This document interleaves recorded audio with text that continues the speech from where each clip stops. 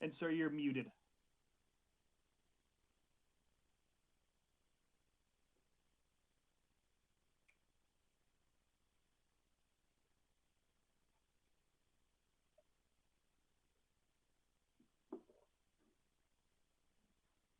There, I think it should work now. Can you guys hear me?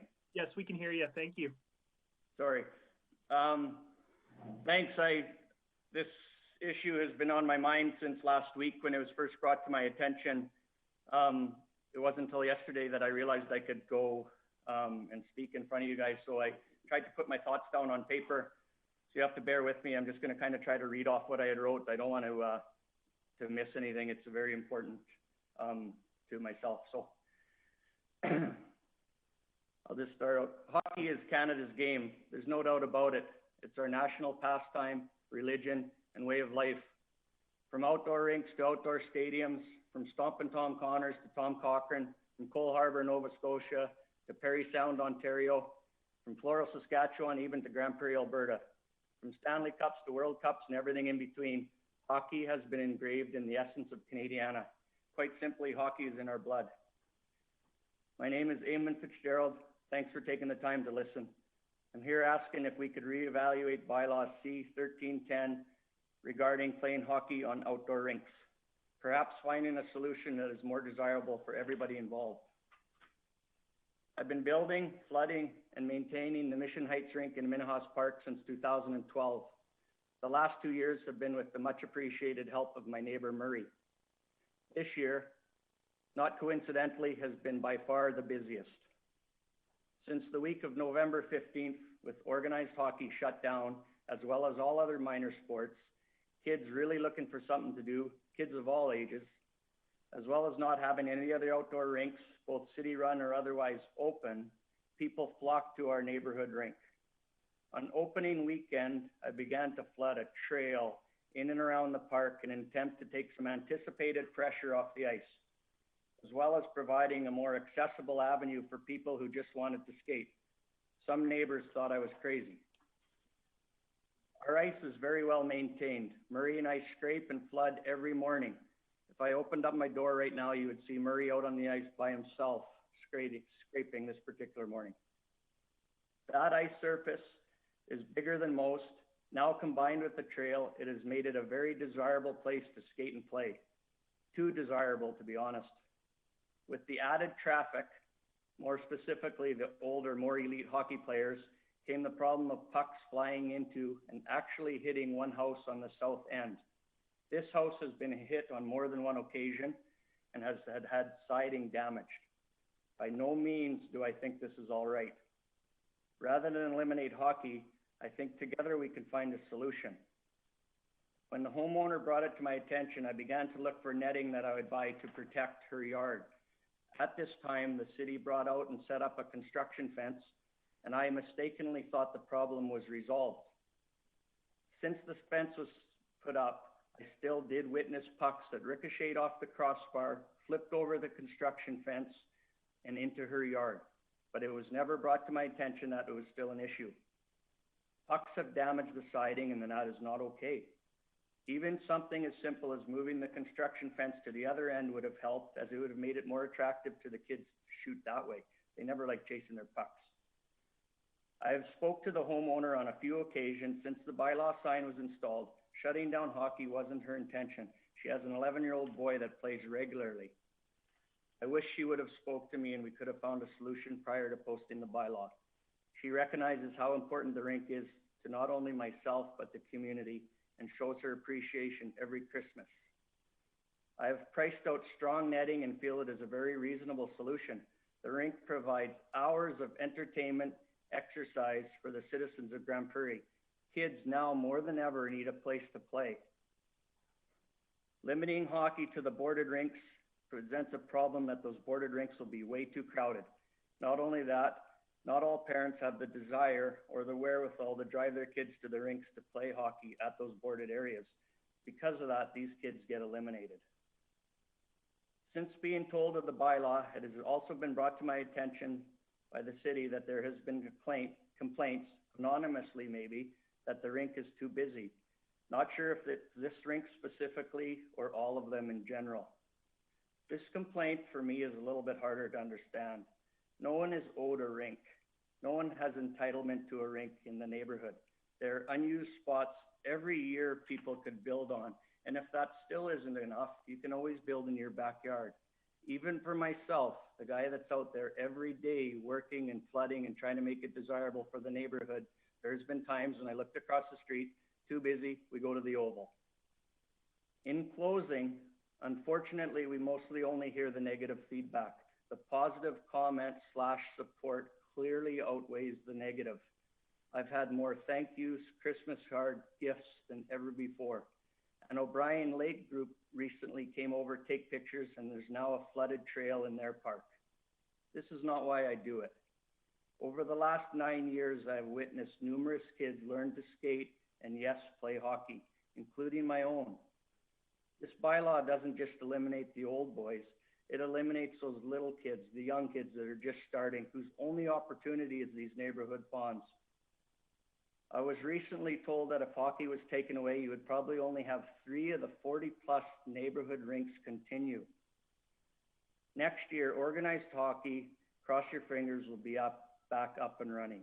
The older kids will be so busy on their own practice times, dry land, hockey games, they're not on the rinks. They haven't been in the past, they won't be in the future. These problems go away. Wouldn't it be a shame if we didn't have any neighborhood rinks left? Well, thank you, Mr. Fitzgerald, not only for being here today, but also for the work you do in that rink. I feel confident saying for everybody that we know how valuable those neighborhood rinks are to our residents, and they're not possible without volunteers like yourself. So just want to say a thank you right off the bat for the work you have put in. It's much appreciated by us. You're welcome. Is there anybody that's got any questions for Mr. Fitzgerald? I see Councillor Minhas, then Thiessen, then Palat. I'm very much agree with Sheen Frederick. That's great thing you came out. I had a few calls to myself too, because I know I'm living that area for a long period of time. And we got a young growing families there, and we do need that. I get so glad when I see the lots of people have got young population in this area. That park is very. You guys did a very good job. You know, you guys did volunteer work, and that's what it was. And even I was talking to, if you have to, we put the money in, we will, to put the skating board around bigger size or high size, whatever we need to do. But we have to do soon, quick, before the winter season runs out. So I don't know city which way they're going to go with, but I really appreciate your input, what you brought it up today. Hopefully we can find something out with it. Thank you. Thank you. Councillor Thiessen. Yeah, I'll echo Chair Bressie and Councillor Minhas. Thank you so much for the work that you put in. I know how much work it is, and I know how it's appreciated by people, and sometimes they just think it pops up and doesn't happen. So I really want to thank you for your time and energy and your commitment to your neighborhood to ensure that everybody has a better time during these trying times, at least in the great outdoors. So thanks for that. My question for you is, you mentioned that you had priced out some netting as a potential shield. What is the cost? What was the cost that you found for that netting? And would you be the one that would be taking on that cost, or would it be a collective? Yeah, Mr. Fitzgerald, please. Does it go on to me now? Okay. Yeah, please. Yeah, I priced it out. I haven't shopped door to door to the Northern Metallics and whatnot. I just kind of tried to do it on a online search the one evening.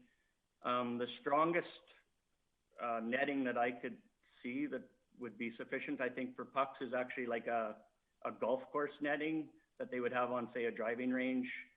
I priced out 20 feet high, which would be plenty, and the whole width of the rink, and it was about $800.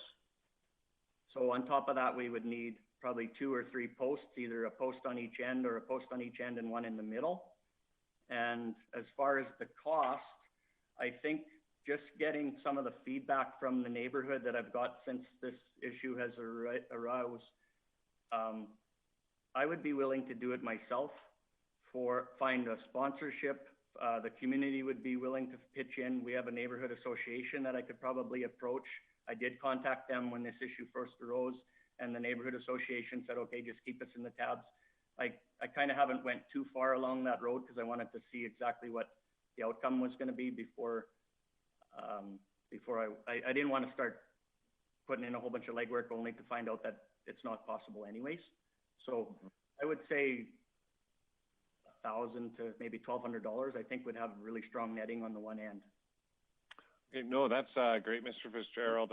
Actually, I had a follow-up question on speaking with the neighborhood associations and finding a bit of support. Sounds like you've already got that legwork under control. I guess with the netting, would those be permanent or temporary structures? And are they easy to set up and take down? Well, I haven't set up that netting myself, so I think there's probably a couple different options, and maybe some of it would be as simply as asking there's two houses on that one end, but it's just the one house in particular. It's kind of right in the back line of fire. So we could either set up netting, kind of like you would see at a driving range, just in the winter, spanning her backyard, or we could even, with the trail there, it would almost be a little bit nice to have the netting closer to the rink itself.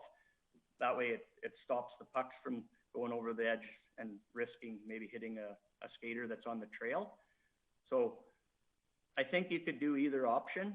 If it was a netting that was done closer to the rink, just so it doesn't kind of cause any interference in the summer, I would try to come up with a solution where we could maybe have piles that were capped off in the summertime and then the stands just erected in the winter when we had to put up the netting. Okay, no, that sounds great. There's definitely ways to do it, and if we're allowed to go down that path, I can start proceeding to see what would be the best option and bring it forward to you guys. Okay, no, that's awesome. Thank you so much for that answer. Thank you. Councillor Palat. Thanks, Chair Bressie. Eamon, I know we've spoken on the phone, but I just wanted to thank you, now that I can see you face to face, for all the work you're doing in the community there. It's amazing how many people are using it, and I guess we're having this conversation a big part because of the success of what you've created over there. So thanks for that. It's pretty cool. I'm just wondering, I know we chatted about liability at one point with one of our phone calls. Can you maybe walk me through how you see liability working for you and what your thoughts are on it with what you currently have in place now with the city, with being the neighborhood contact for this and the neighborhood person? What's your version of liability on you, I guess, with how the rink currently stands? Please go ahead, Mr. Fitzgerald. Okay. Yeah, that's a good question, and I don't know what the legalities of that are, to be honest. I had mentioned when it was first brought to my attention that the sign was coming up. Each year I have to apply to have a rink that enables me to get the boards and the hose. I had mentioned at the time, I said, if it's a case of if someone shoots a puck and breaks a siding, or someone shoots a puck and breaks a window and doesn't take ownership of it, I would sign when I apply that as the guy responsible for the rink, I will pay for it. If it isn't something that I can find out who did and collect from them, I will be responsible to do it. As far as any safety concerns or legal issues, I'm not sure, to be honest, what that is. It just I haven't looked into it. I haven't had that question presented to me before. I just wanted to I'll be asking the same thing in administration. I just wanted to kind of see what you thought it was like from your view.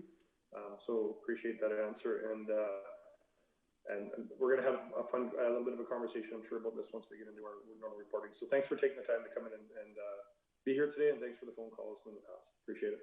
Sure. Okay. Thank you. So a question I had for you is, I'm not sure what type of hockey is being played on there. I know when I grew up in Calgary, the rule was boarded rinks, you could do full hockey. For these little neighborhood rinks, I don't actually know if it was a bylaw or just the informal rule, but when I was a kid, if you were on these smaller neighborhood rinks without boards, you didn't bring on full-size nets. You either you hit the cone or you hit the half net. And just the rule was hockey wasn't allowed above the puck. You weren't allowed to put above the knees. And it was a different type of hockey, but it's what we played on those rinks.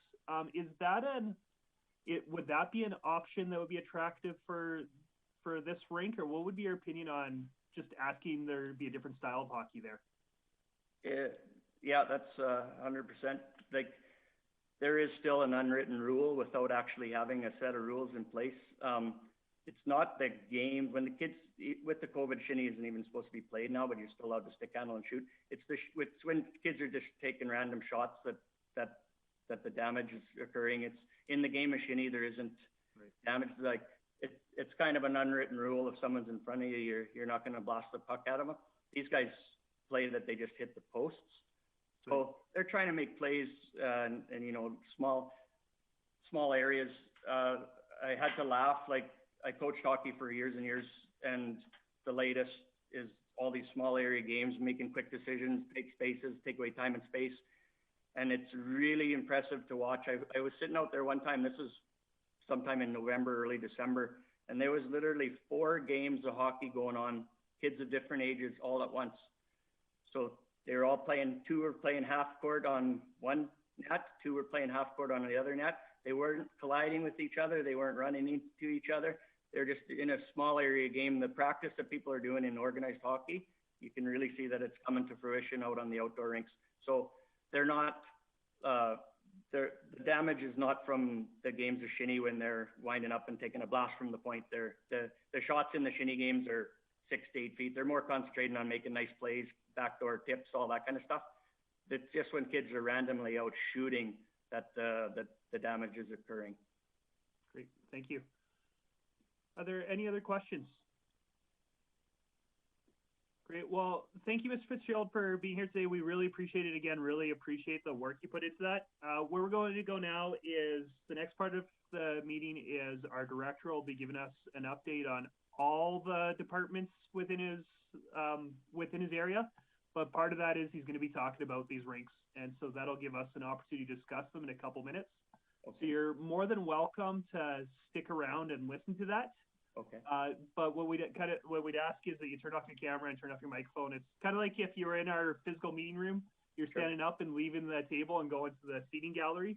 But you're more than welcome to stick around and listen and watch, even though we're going to ask you to kind of step away from the table. Sure. Sounds good.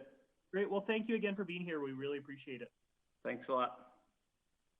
And then I will hand it over to Director Glavin for his service area update. Thank you, Chair Bressie. So we'll start off in economic development.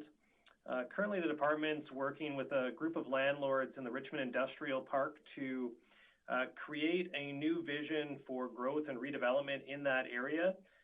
This was something that was organic in that area. They kind of came up with this as something that they were interested in doing, and we thought it was a good idea and agreed to support them. So they're just trying to get their feet under them right now. COVID's obviously not helping that move forward in person, but they're still pushing it forward as we go.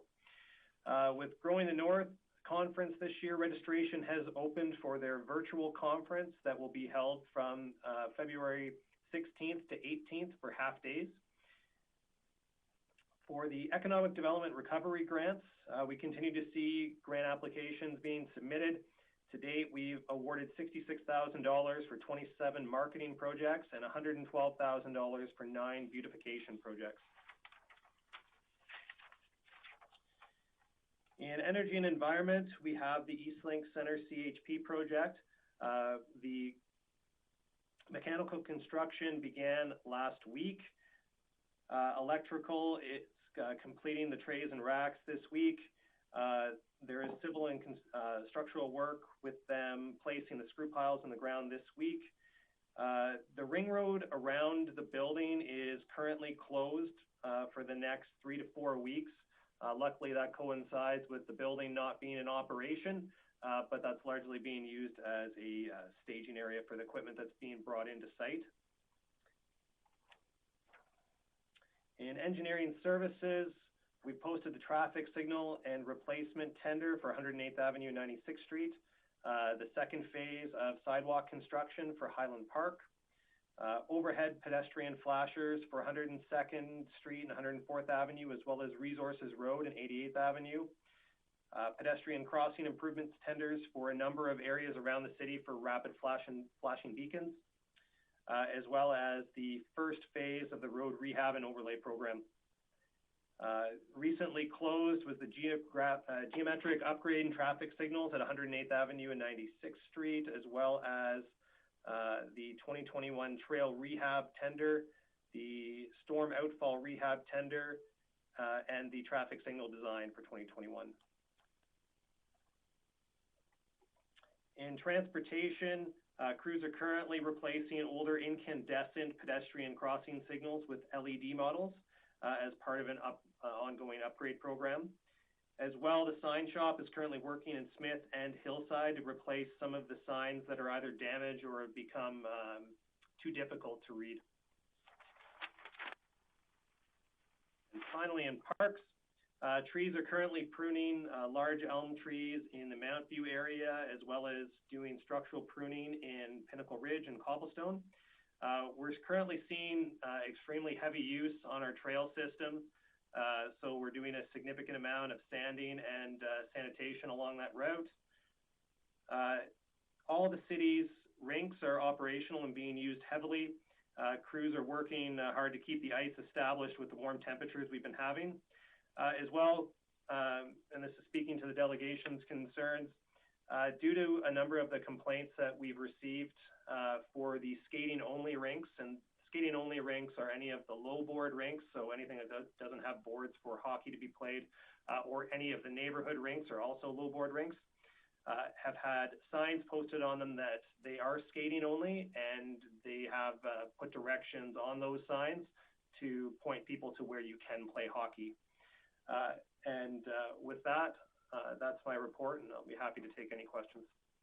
Excellent. Well, thank you, Director Glavin. I appreciate it. I know that we'll have some questions and conversation about the rinks. Maybe what I'd ask is if anybody has any questions about any other part of the Director's report, we'd ask those first and save the rink conversation for a couple minutes. Councillor Thiessen. Thank you, Chair Bressie. I got some questions about the rinks, but what I really wanted to ask Director Glavin about is in regards to, I guess, parks maintenance in the South Bear Creek area. And just the other day, I was taking a hike along one of the longer trails that sort of loops on our city's borders. But those windstorms that whipped through last week seemed to take down a huge amount of trees. I was just wondering if our Parks Department or if Director Glavin, you were aware of that, and see if there's any action that we've been taking on potential slope investigation, erosion, or cleanup of those trees. It did appear there were some parks people there that had cut down some other trees, but there was a massive patch of fall and looked like land movement as well. Yeah, thanks, Chair Bressie. Yeah, there definitely was a significant amount of wind damage that we did receive when we had the gusts go through. Today, we actually are expecting more wind damage. There's potential winds up to 120 kilometers an hour projected for this afternoon.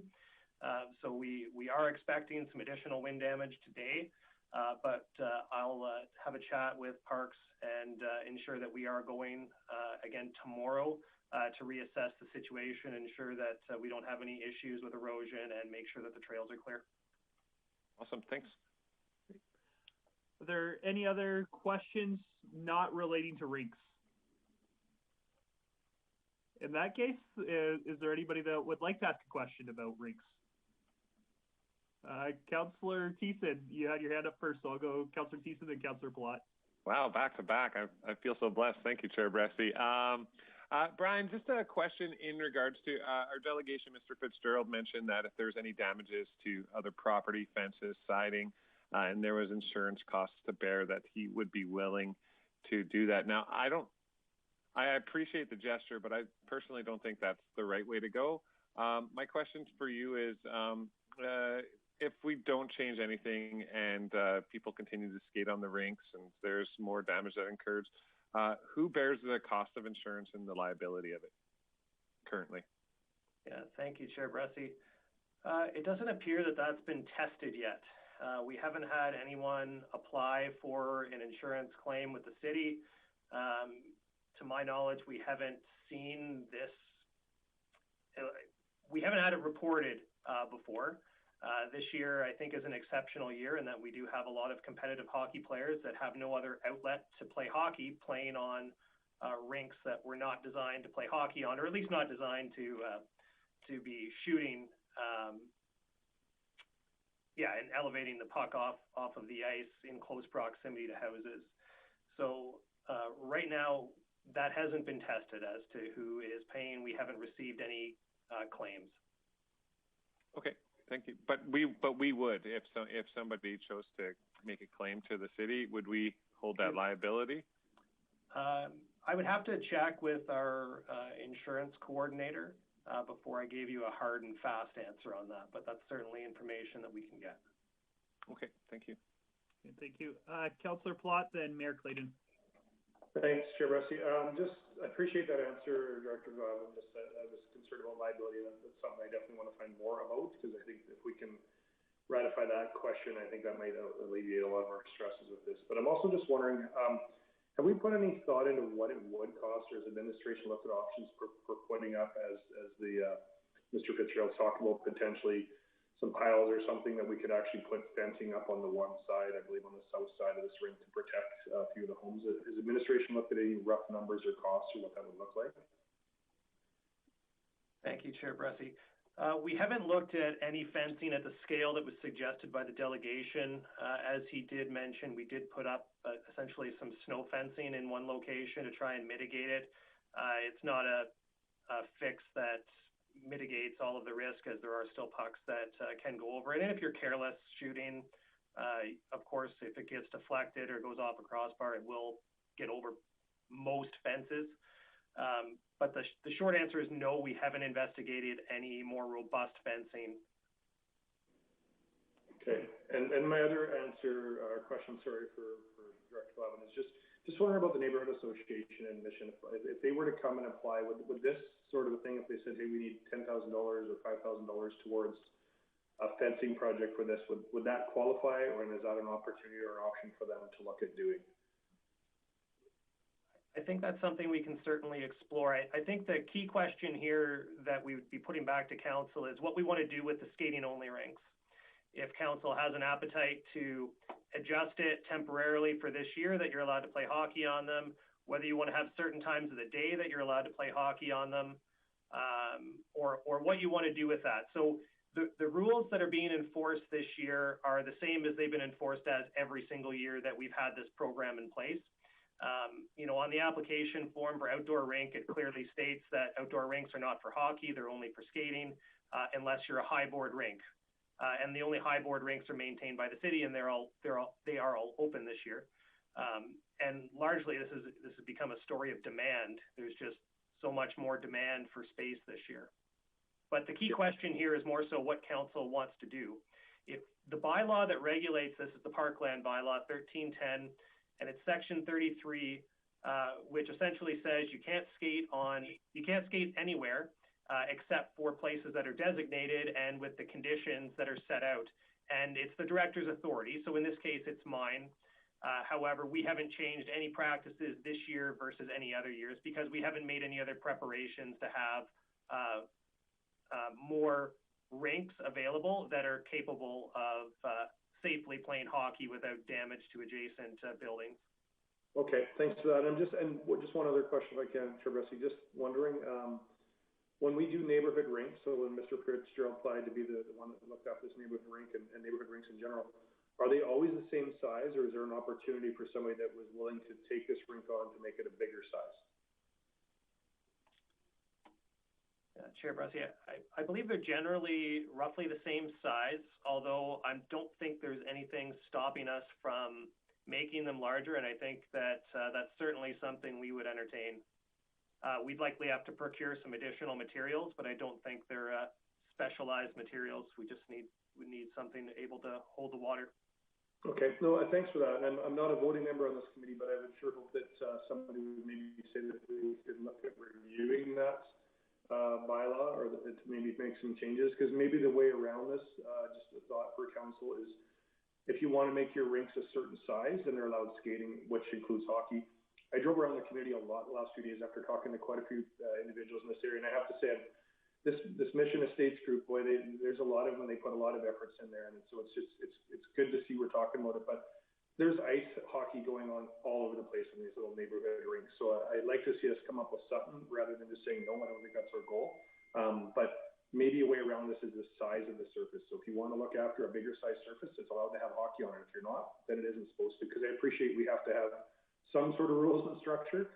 But that's just a thought for maybe some way council could look at changing that, and hopefully somebody on this committee is willing to have us maybe have a more robust discussion about the bylaw and policy itself. So thank you. Something I could say, just a guy that helps with these rinks, is you always get the same size kit delivered by the city, but some years you make it bigger, some years you make it smaller, just kind of depending on how many dads you have involved has been at least the driving force in our community. If there's two of us doing it, it's a small rink. If there's a bunch of us doing it, tends to be a bigger rink. Mayor Clayton and then Councillor Minhas. Thank you, Chair Bressie. So, Director Glavin, with the 5 rinks that are currently identified for hockey, assuming they're all in great shape, has anybody driven by to see how much hockey is actually on these rinks? Is it constant hockey and neighborhood people are trying to have little kids to skate in between it? Or what does it look like in regards to our use at the hockey rinks? Thank you, Councillor Bressie.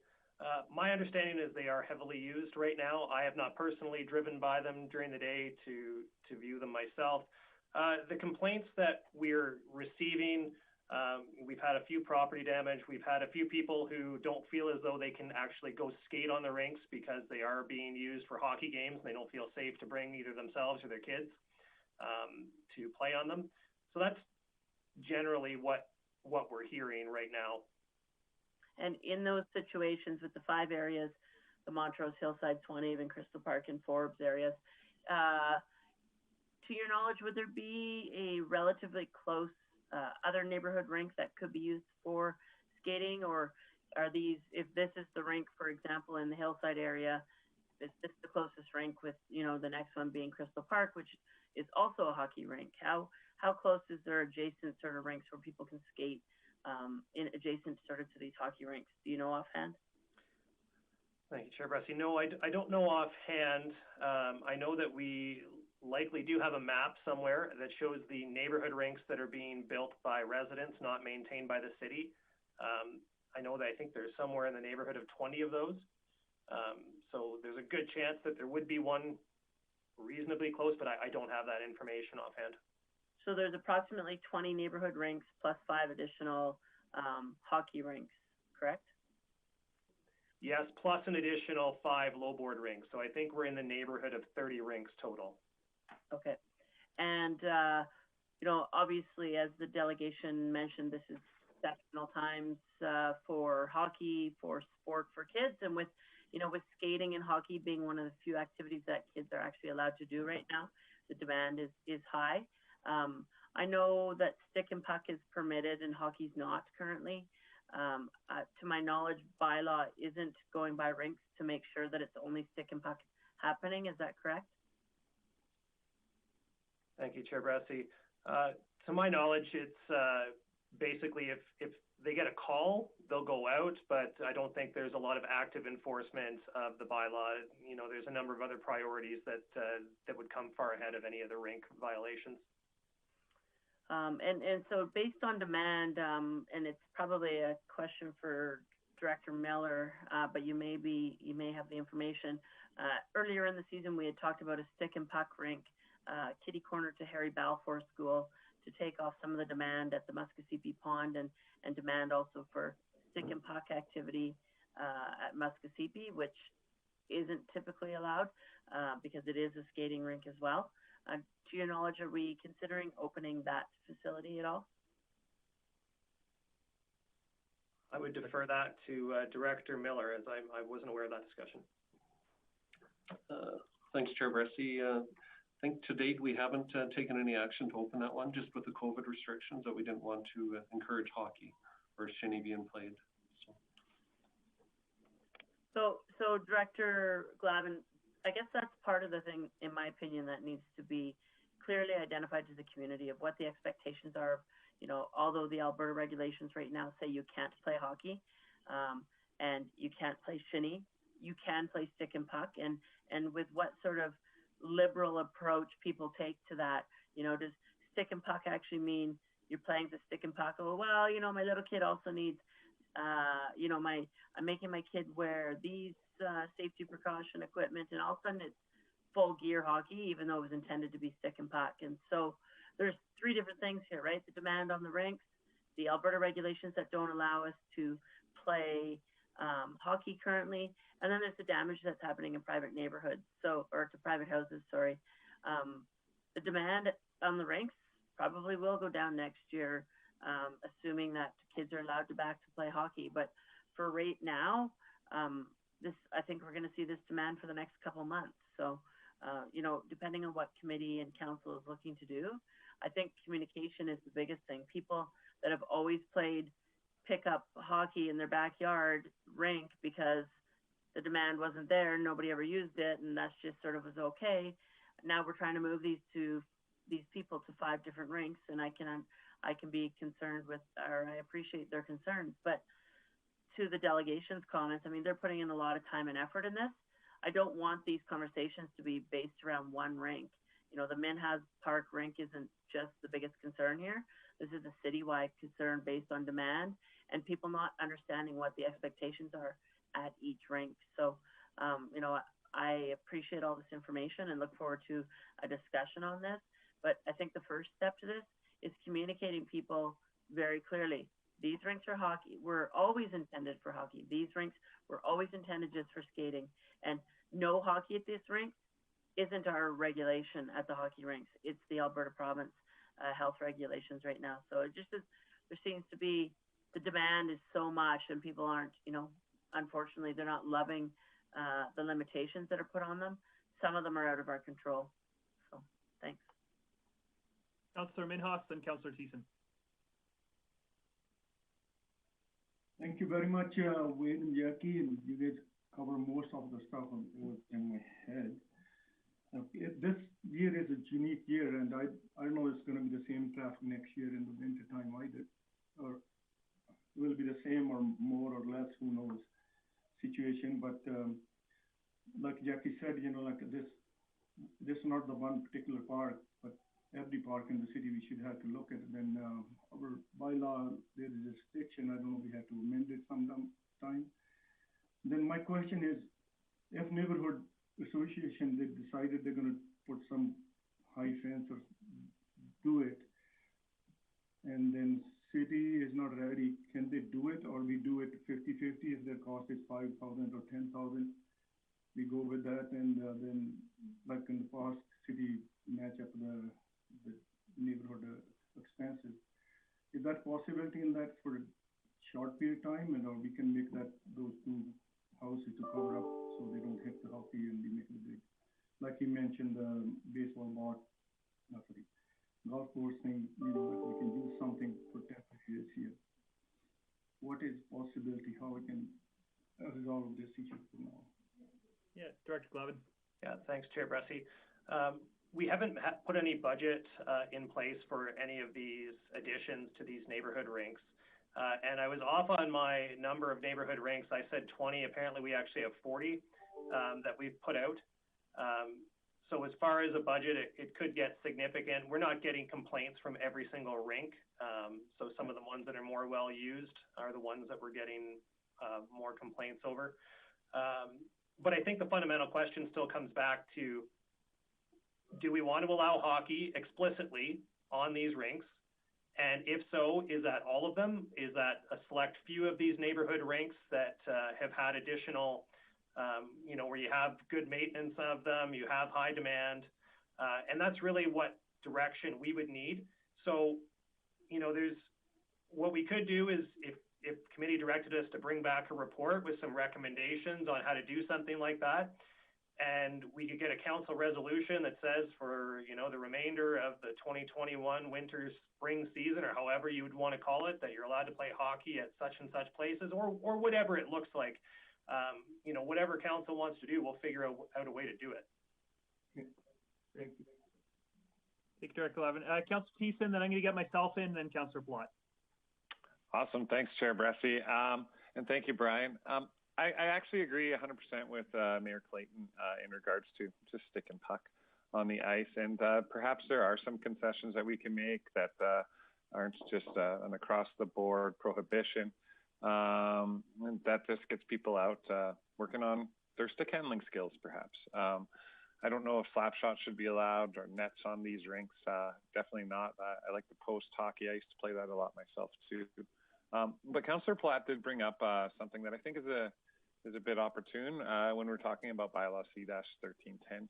I was just going over that, and we just discussed this not too long ago. We had a presentation from Ross Gear on it, and when I left the table there, I felt like we, maybe could have clarified or tightened up the language, and it was a missed opportunity, especially around sledding hills, because we also have motions in our policy. It states that you can't sled on hills that aren't designated. So if we are going to end up going in that direction too, I think I'd like to hear what the other questions are, but I will be making a motion once those are all asked about to bring back bylaw C-1310 for review in regards to rinks and community use for sledding and other winter sports.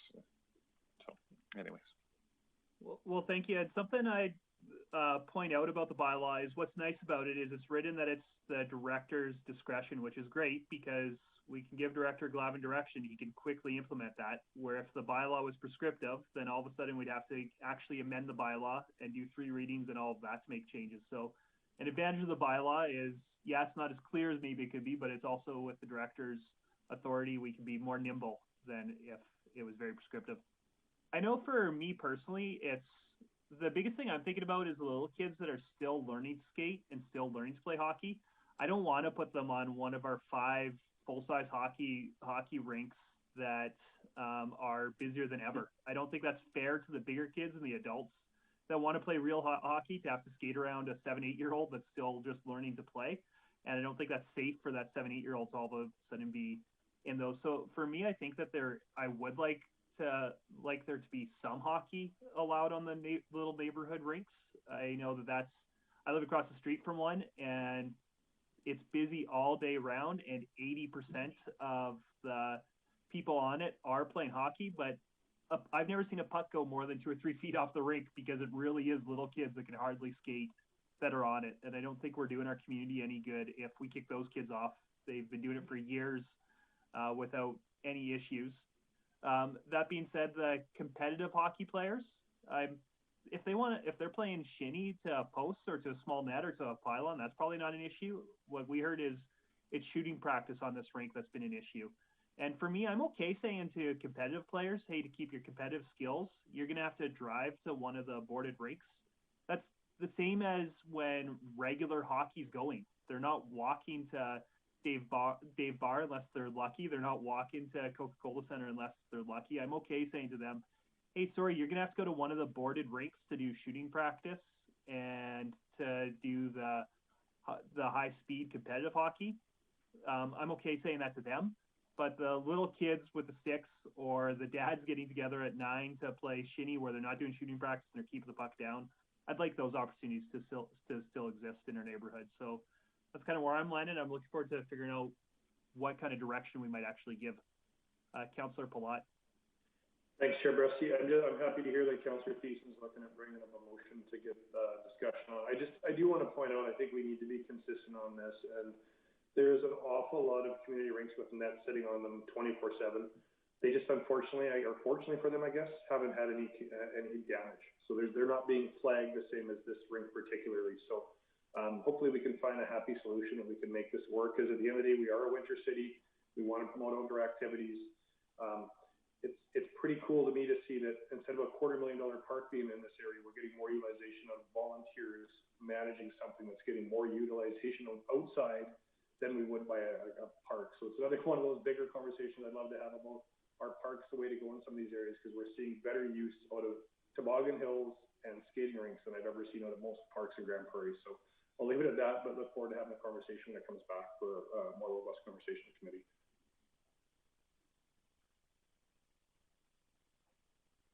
Well, I'm not seeing anybody trying to get in, but Councillor Thiessen, you said you might have a motion you'd like to make. Would you like to try one? Yeah, I'll definitely try it, and I'm certainly open to any kind of wordsmithing or anything that comes through this, so that we match the intent that we wish to give to Director Glavin. So in saying that, it's going to sound pretty broad scope, but I would make a motion that committee direct administration to bring back bylaw C-13 for review with the report on options to allow use on skating rinks for stick and puck. Yeah, I guess we'll go from there. And then, just so I understand, what's your hope with that? Are you hoping that it's a written report, a verbal report, to a future committee meeting, to a specific meeting? What's your kind of hope? Well, my hope would be, since this is pretty front and center, and our winter is only so long left, and people are still locked in due to certain restrictions, that Director Glavin was quick to act, and I appreciate the action that he undertook for the safety of people and property damage. But I would hope that this would come back to our next committee meeting for discussion. Don't really need the report. I guess the report, I don't think we need to change the bylaw, as you had mentioned, Chair Bressie, in regards to it's pretty open for the director to have the authority to make certain changes when needed. We're in a very fluid time. So what I would hope is in that report that it's just presented options on what the city might be able to allow for certain rinks. And I appreciate that our signage does point to the actual boarded rinks. And I know that there are some other ones that are also held by the public school board that maybe aren't as well maintained or used. But it does make it hard for people to pack up all their stuff to just go play a little stick and puck and work on their stick handling and stuff like that. So yeah, I just want to see what kind of options that the council can surmise through this, and hopefully keep this conversation going so that we can ensure that people are being active and getting what they need out of this world at this time, if that makes sense. Thank you. I appreciate the motion. My only concern is timeline with it. If we don't talk about this till next committee meeting, that's 2 weeks from now. That means we're waiting another week for something to go to council to give direction. And if we're talking about waiting 3 weeks to do something, that might be a third or half of the winter we have left for us. So I appreciate the motion, but Director Glavin, I'm wondering if committee wanted to give direction to be quicker, could we do a quicker timeline than make it a decision in 3 weeks? Yeah, thanks, Chair Bressie. I think even if there was a unanimous motion coming out of this committee to have us relax some rules or give us some direction, at least that would give us a little bit of confidence. We do have a majority of council here, although obviously not voting members of the committee. That, or we could have we could schedule a very quick CCW to give direction in the interim. I'm not sure if Arlene may have, actually Arlene's not on it. Never mind. I was going to ask the clerk if she were able to give some direction on some other options to give quick feedback. But I know personally I would be comfortable if we had a unanimous decision out of this committee to do something to make some tweaks in the short term leading up to a report to committee and council.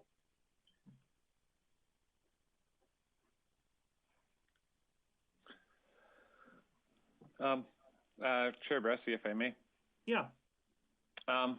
Hearing what the director said, I think I still like the motion to bring back the bylaw for review, but in light of how expedient this can be for us to be able to ease restrictions and just give Brian the legs to run, I would make a motion that council direct the director, direct administration, to work on strategy to ease skating rink restrictions currently in place, and report back to council at our strategic priorities working group.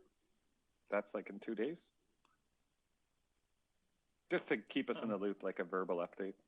I have full confidence and faith that whatever Brian and team might think up in regards to stick and puck and easing off of our current regulations, that they'd be fair and thoughtful.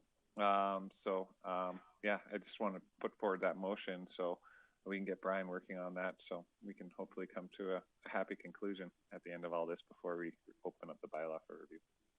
Great. And sorry, I see Mayor Clayton just, Mayor Clayton. Thanks, Chair Bressie. Director Glavin, some things for consideration in administration's considerations based on Councillor Thiessen's recommendations in his motion.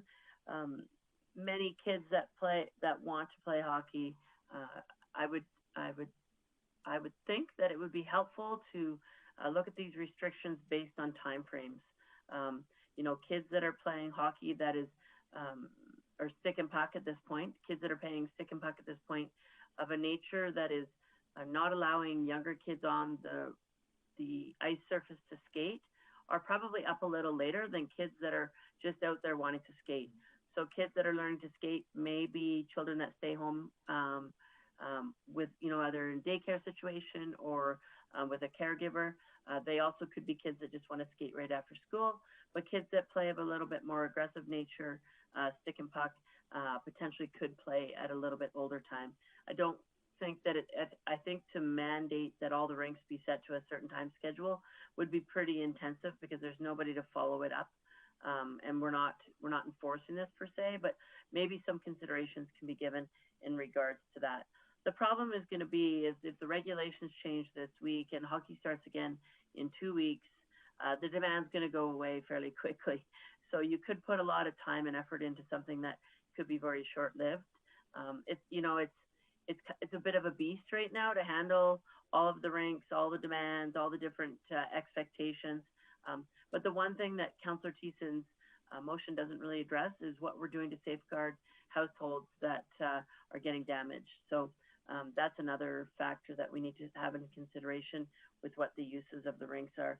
Unless council wants to put money forward to safeguard these houses, I think that these rinks, it's only reasonable expectation where there's potential damage to houses that these people should not be at risk of their house getting damaged. So it's another thing to keep in mind when you're changing your regulations or when we're communicating to the community of what the expectation is on each hockey or on each ice surface. Thanks. Thank you, Mayor Clayton. Yeah, and I wonder if it might even be as simple as just as prohibiting shooting practice on these rinks and allowing hockey but shooting practice. But that's something that I appreciate about Councillor Thiessen's motion, that I would let administration go and be flexible on it and figure out what they think works. Councillor Thiessen, just something I don't understand about your motion is the intent that they go and think about a strategy and bring it back to us for us to approve, or that they go and implement a strategy and then report back to us just how it's going? Well, I think the director, as it states in the bylaw, has full authority at his discretion or her discretion, currently him. And so I just want council to stay in the loop, essentially. And if there are issues that council brings up, that should be brought up based off of the decision that was made and the discussion that we have later. But the sooner the better. And I think Brian's got his head wrapped around this pretty good, and we'll probably come up something that will be suitable not only for the people who want to play hockey, the people that take care of the rinks, council, and the people whose properties are damaged. Councillor Clayton does make a good point about that, and that may be a discussion that will extend this. But for right now, ensuring that people can safely play outside on the rinks, and as best as we can, try to mitigate any damages to surrounding properties. Is sort of my interest, and like Mayor Clayton said, this could change very, very quick. It could be over in 2 weeks. We might be dealing with this for an extra year. Well, we don't know. So right now it's a temporary solution, and we'll go from there. I'm wondering if you might be open to a friendly amendment. I can't support the motion as it is, because it's having this come back to a workshop environment. I think this should come to the next council meeting. The reason for that is, especially because we're not asking Director Glavin to wait to actually do something to talk to us, just go and do a report back. I don't think it's got quite the urgency to get to us in the next 2 days. But also, I think that this should be coming back to a public meeting, I think this should come back to a public meeting. So I wonder if you might be willing to have a friendly amendment to ask for the next council meeting. Yeah, no, that would be fine. Yeah, and in saying that, and thank you for that, Councillor Bresky, I did originally still have a motion that was made. I didn't rescind it, but I guess I can rescind that motion, was to bring back the bylaw for 1310 for review. I think inside of this discussion, we'll find that, especially around the sledding conversation, that if we all of a sudden have that issue come up as well, because it does state in that bylaw that sledding areas need to be marked, and you can sled at them. And there's like 2 hills, I think, in town that are actually marked, and probably about 20 that kids use. So, yeah, I'm totally open to the friendly amendment. I'll vote for it. And even as far as the update, if it's something gets passed right away and we get sent an email and then it comes to council and we just share that same information, that would be great. So I'll just check in with, just because we've had a motion made and we think withdrawn and a friendly amendment. Ms. Van Beekveld, could you just read what motion you've got recorded right now? Thank you, Chair Jesse. Councilor Teason's right, you can actually rescind this first one, so I still have that there too, if you want to vote on that one. It's committee direct administration to bring bylaw C-1310 to the next committee meeting for review, with information on options to allow use and skating rinks for stick and puck. And then I have committee direct administration to work on a strategy to ease skating rink restrictions currently in place and report back to council at the next city council. So yeah, my apologies. I thought that first one did get withdrawn. Councilor Thiessen, are you still hoping to make that first motion, or would you like to withdraw it? You know what? I think I'm going to keep the first motion on the table because similar to you wanting this to come forward to a public meeting, there was some feedback that I received, I'm sure other members of council received, in regard to the parkland bylaw, the parkland use bylaw, that things that maybe we overlooked. So I'm okay with it coming back. And with the specific on the stick and puck, I'm cool with that too. Great. So go ahead. Sorry, just my apologies for doing a bit of sloppy chairmanship and having 2 motions out. So Ms. Van Beekveld, just so we're all clear, let's only talk about the first one that got made for now. Ms. Van Beekveld, can you just read that first motion one more time? Direct administration to bring bylaw C-1310 to the next committee meeting for review, with information on options to allow use on skating rinks for stick and puck. Great. Is there any, and then presumably after this discussion, we'll talk about that second one too, but about this one motion, is there any conversation, discussion? Mayor Clayton. Thank you, Chair Bressie. Director Glavin, is that a reasonable expectation of time to review a bylaw in 2 weeks? Thanks, Chair Bressie. Normally, if we were doing a full review of the bylaw, I would say definitely not. In this case, it's pretty specific. We'll endeavor to have something back in that time frame. Great, thank you. Yeah, I think for me, I can't support this first one. I think for me, there's 2 issues at mind. There's what's the going forward in next winter and the following winters, what are our expectations around stick and puck going to be and around hockey on rinks? And for me, I don't think there's an urgency to, in my mind, it sounds like this motion's more touching that. And I'd hate for us to permanently change a bylaw because of the COVID restrictions that hopefully are only with us this winter. I think that the other motion that we're going to get to is, in my mind, is more an appropriate reaction, figuring out how do we just get through this winter in place? And so for me, I'd like to take more time to have the permanent changes to the bylaw conversation. Asking that at the next committee meeting, I can't support, but I definitely support figuring out how can we get more people playing hockey this winter. So I can't support this motion, but I'd probably support the other one. So any other conversation or debate about this motion to direct a review of the bylaw to come to the next committee meeting? So in that case, I will call this to question. All in favor? We have 2 in favor and opposed. I'm opposed, so that motion carries. And then, Councillor Thiessen, would you still like to make that second motion? I would love to make that second motion. Thanks for helping me craft it, Chair Bressie. Great. And again, sorry for my sloppy chairmanship. Just to make sure we're all on the same page, Ms. Van Beekveld, can you read that second motion one last time for us, please? City direct administration to work on skating rink restrictions currently in place and report back to council at the next city council. Great. Thank you. Mayor Clayton. Sorry, I just can barely hear Ms. Vigbel. Can it be read one more time? My apologies. Committee directed to work on a strategy maintaining rink restrictions currently in place and report back to council at the next city council meeting. Chair Bressy, if I can have a question, thank you. Yep.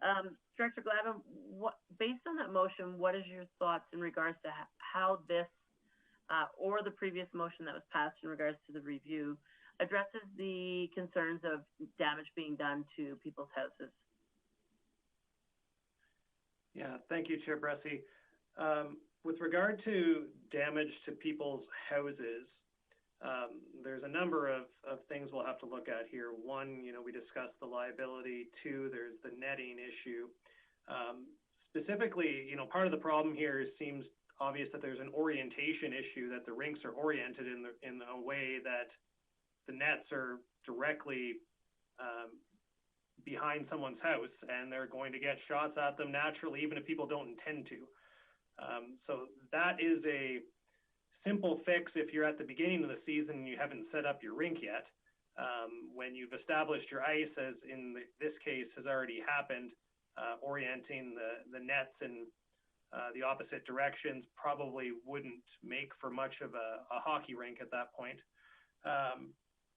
So I think longer term, there might need to be some discussion on orientation, that you can't have the rink facing or the nets facing someone's house.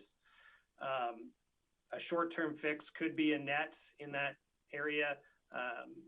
We'd have to come up with a funding source for that, whether that's community associations or whether that's the city who pays for them. Does that answer your question, Mayor Clayton? Sure. I guess, part of it is at some point, do our hockey rinks even, or the rinks where we think people are playing more stick and puck and shooting practice, they even identify the fact that, intentional play that is damaging it's a form of vandalism. So if there's kids out there shooting pucks intentionally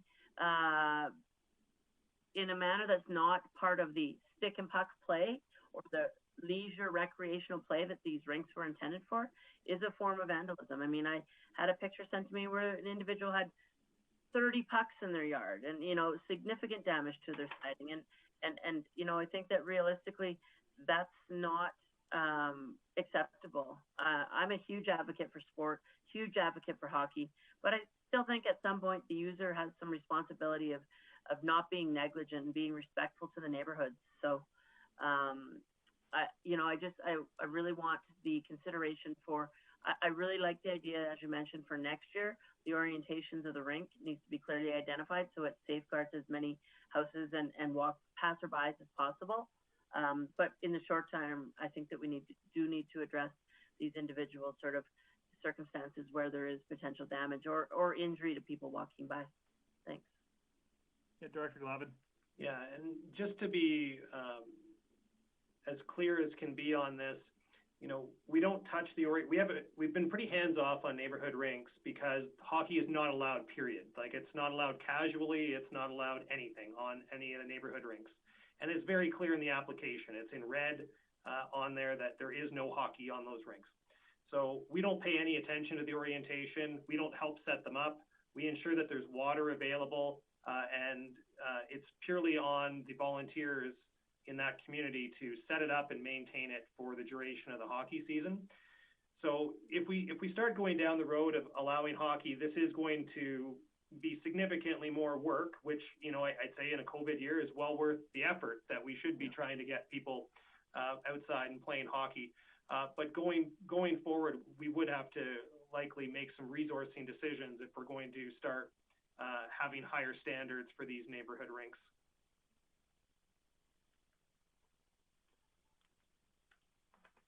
Well, and I appreciate this motion that was made because it gives administration some flexibility in this here in terms of it's absolutely not acceptable to me to have a high risk of pucks going into houses. And I want to see hockey allowed where it's reasonable, but it's not acceptable for me to allow to have pucks going into houses. And so I appreciate the flexibility as I've got confidence that administration will approach this thoughtfully and allow and figure out ways to allow hockey where it is practical, but also I've got confidence that they'll, with this motion, that it's not prescriptive saying, hey, you will allow it on all rinks. And so if it's just not possible on a rink, I'd expect them to still say, no, sorry, we're not going to allow this here because we can't figure out a reasonable way to protect those houses. And so I appreciate the flexibility of this motion and certainly can support it. Director Glavin. And yeah, thanks, Chair Bressie. So just to be clear with council, what we're going to do is we're going to look at these rinks administratively, rink by rink, to see what we can do. We'll come back to council. I'm not sure what kind of shape that the recommendations will be in at that point. There's unlikely to be a bunch of significant changes to happen right after this meeting. It'll likely be a few days before we do anything. It'll be more or less status quo. And as we approach the council meeting, then we'll go from there. Great. Any other conversation or debate? In that case, I will call it to question. All in favor? And that motion carries unanimously. Thank you, Director Glavin, for your work on this, and thank you, everybody, for the conversation. That brings us to our outstanding items list, and that is Director Glavin. Yeah. Thank you, Chair Bressie. We actually have item 4.1 first. Oh, my apologies. That's not on the.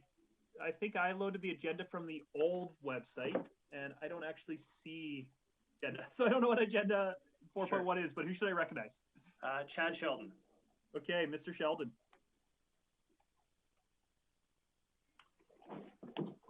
Good morning. Are you hearing me? Yes, we can hear you. Okay, but are you seeing me? We cannot see you. Okay, I'm not sure what's going on with my camera, but for brevity's sake, let me carry on with introducing this is a follow-up to a previous council meeting regarding an electric vehicle network and correspondence that had been received from Community Energy Association with a request for an additional $4,000 of funding. So I'll jump ahead. I'll give a brief history, if you don't mind, Chair Bressie, and then I'm available to take questions because there was a number of questions asked last meeting. So I'll jump ahead to the point in history where Grande Prairie is part of a 7-member advisory group, and we've engaged Community Energy Association to lead a project to install a regional electric vehicle charging network. So there's 7 members of that committee. The other 6 partner members are Whitecourt, so the towns of Whitecourt, Edson, Hinton, Rocky Mountain House, Drayton Valley, and the MD of Greenview. So this collaboration sent out an initial very open-ended funding and support request back in May of 2020. And Grande Prairie was the first to respond and come to the table with support of $1,000 towards the project. And then a subsequent advisory committee meeting led to the discovery that the other 6 partner communities had committed $5,000 each. So we were sitting as a committee with a total of $31,000. And so Community Energy Association was engaged by this committee. And they sent a subsequent letter requesting an additional $4,000. So the overall goal of the project, just for review, is essentially 22 electric vehicle charging sites spread throughout northwestern Alberta. And the goal is to link those sites to existing networks across southern Alberta and northeast BC. And so Community Energy Association, they were engaged because they are the project leads on the other 2 charging networks across the province. They are a nonprofit. They've been established in 1995, and their mandate really is, they're a nonprofit. Their mandate is reduce community emissions. So they have taken the project in a consultant role, essentially, and they are leading fundraising efforts. They are currently lobbying the provincial government, and they are leading an expression of interest process and responding to grant funding applications, one of them a federal opportunity, and they are lobbying the provincial government. as we speak, actually. So they're acting on our behalf to deliver this electric vehicle charging network. And the $4,000 ask, administration is recommending that the committee recommend council to advise administration to or fund that $4,000 through economic development and energy and environment departments operating budgets. So I'll maybe move to, if there's any questions, maybe I'll take questions. Great, thank you. I see Councillor Thiessen. Thank you very much, Chair Bressie. Thank you very much for the report, Mr. Sheldon. Yeah, just one of my questions was in regards to this MOU. Is there a timeline? Is there a timeline that was set in place where these EV charging stations would get put in? That's something that I didn't notice in the letter in the MOU that was sent to council last week. Right, thanks. So through Chair Bressie, the expression of interest, and that's just to determine infrastructure partners and the interest. So there's an expression of interest slated for the start of the second quarter. That'll be followed by requests for proposals, but ultimately leading to ideally construction beginning fall 2021 with completion in summer of 2022. And that's of all the 22 EV charger stations? Yes. The whole network? In a phased approach, but yes, the network would be the done by beginning of the construction, that's right, would be fall of 2021. Wow. Councillor Bressie, if there are no questions, I'd like to make a motion. Please. I would committee direct council to approve funding of $4,000 to the Community Energy MOU. Great, definitely in order. Mr. Sheldon, just one question I had was, in the memorandum of understanding, there was an advisory committee mentioned. Who sits on that advisory committee for this project? Thanks, Chair Bressie. So it's the 7 members. So again, that's the towns of Whitecourt, Edson, Hinton, Rocky Mountain House, Drayton Valley, and then overall MD of Greenview, as well as Grande Prairie. Great. And then would that be an administrative member from the city would be sitting on that? Yes, specifically, Chair Bressie, to Grande Prairie, it's myself as the administrative rep. Awesome. Thank you. Mayor Clayton. Thanks, Chair Bressie. Mr. Sheldon, could you tell me a bit more, and maybe I missed it, but in regards to the expected use of this sort of corridor, how currently do we know of any instances where electric vehicles have wanted to drive sort of the route from Hinton to Grande Prairie through Grand Cache with electric vehicles and have chosen not to because there wasn't these charging stations? What is the actual demand currently that we're aware of? Yes, thanks, through Chair. Interestingly enough, yes, there was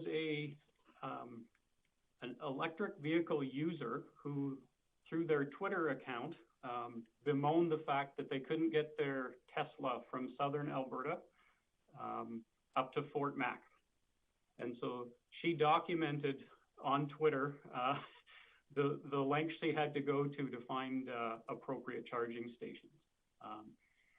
And there's been a number of those cases.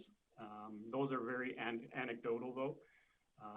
So the Community Energy Association is presented stats, and I don't have them, I'm sorry, in front of me, but the uptake on the Peaks to Prairie network, which is southern Alberta through southern BC, has increased dramatically electric vehicle travel.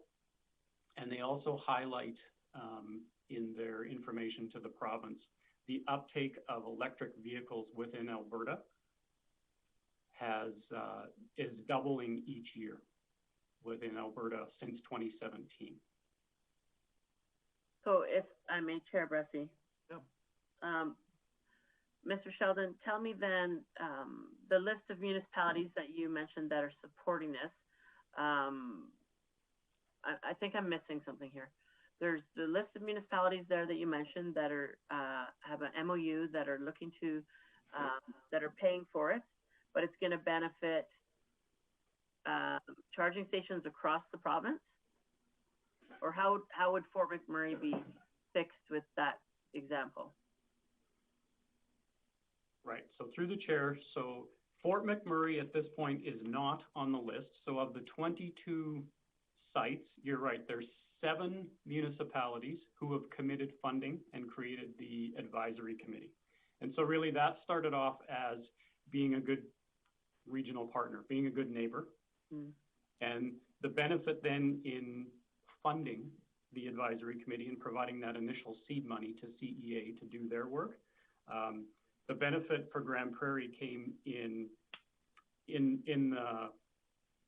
we were part of establishing the network sites, the target areas, and ensuring Grande Prairie's interests were looked after in terms of being a central part to that network and allowing electric vehicle traffic in all directions leading to and from Grande Prairie.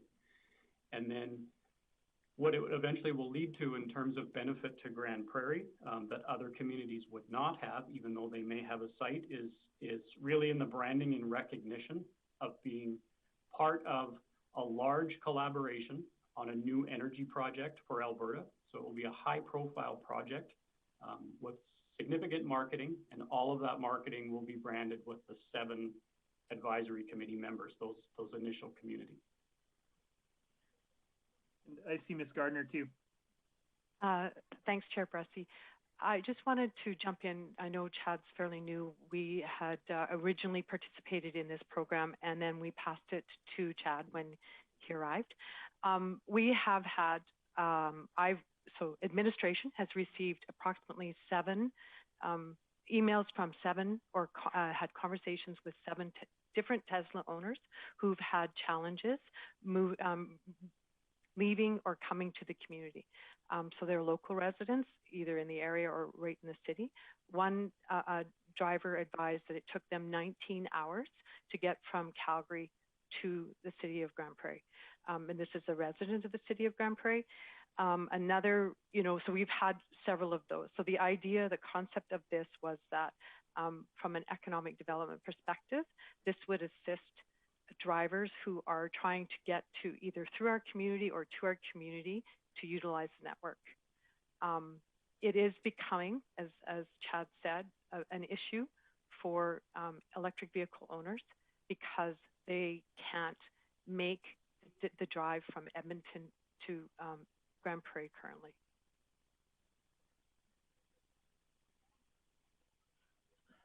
Great. Go ahead, Mayor Clayton, then Councillor Thiessen. Thanks. Ms. Gardner or Mr. Sheldon, assuming that, so if this MOU goes ahead, the plan is built.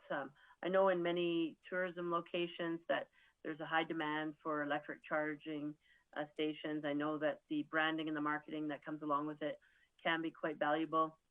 But in regards to the utilization of these stations, so is the intent that these stations are going to be on city public land? They're going to be free to use? What's the intent with the charging stations? So I'll jump in here. So the city has, so we're participating in this project. We also have EV chargers slated to be installed in downtown Grande Prairie as part of Phase 4. So they will be part of our parking infrastructure.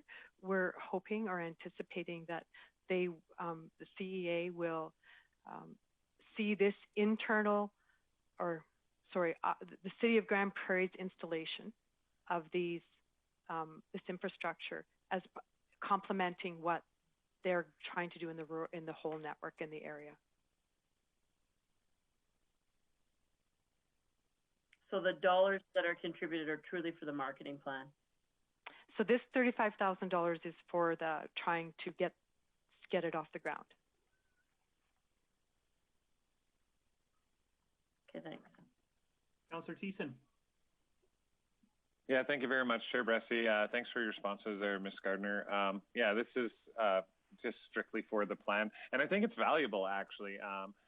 especially I have some friends who have some electric vehicles, and even in the city of Edmonton, trying to drive to an EV port station, you got to drive sometimes all the way across town just to get there, or you could go to a simple one and then you're stuck charging for an hour, just to get, an eighth of a tank, I guess, in comparison to what you get for gasoline. So, I like this. It's also to achieve a base network in central Northwest Alberta is part of the MOU, which I think is probably the biggest point. Is not only will this get this off the ground and get this infrastructure put into place so that as people transition to perhaps fully electric vehicle lifestyle, we don't know, but that seems to be the way it's moving.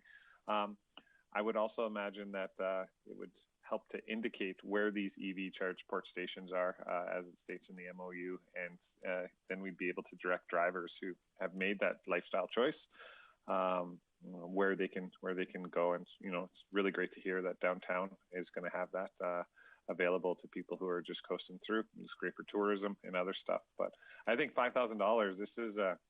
This is a little bit of in the pocket that's going to pay off in big dividends, especially once we establish the base to jump off on, where people are going to be ready to hopefully make their shift in the next 2 to 5 years. Once all these restrictions get lifted off. But I do think it's a worthwhile investment, and I would encourage all the committee to support this, and the council and the city to stay involved with this organization that we help to kickstart with our $1,000 contribution. Thanks. Mayor Clayton.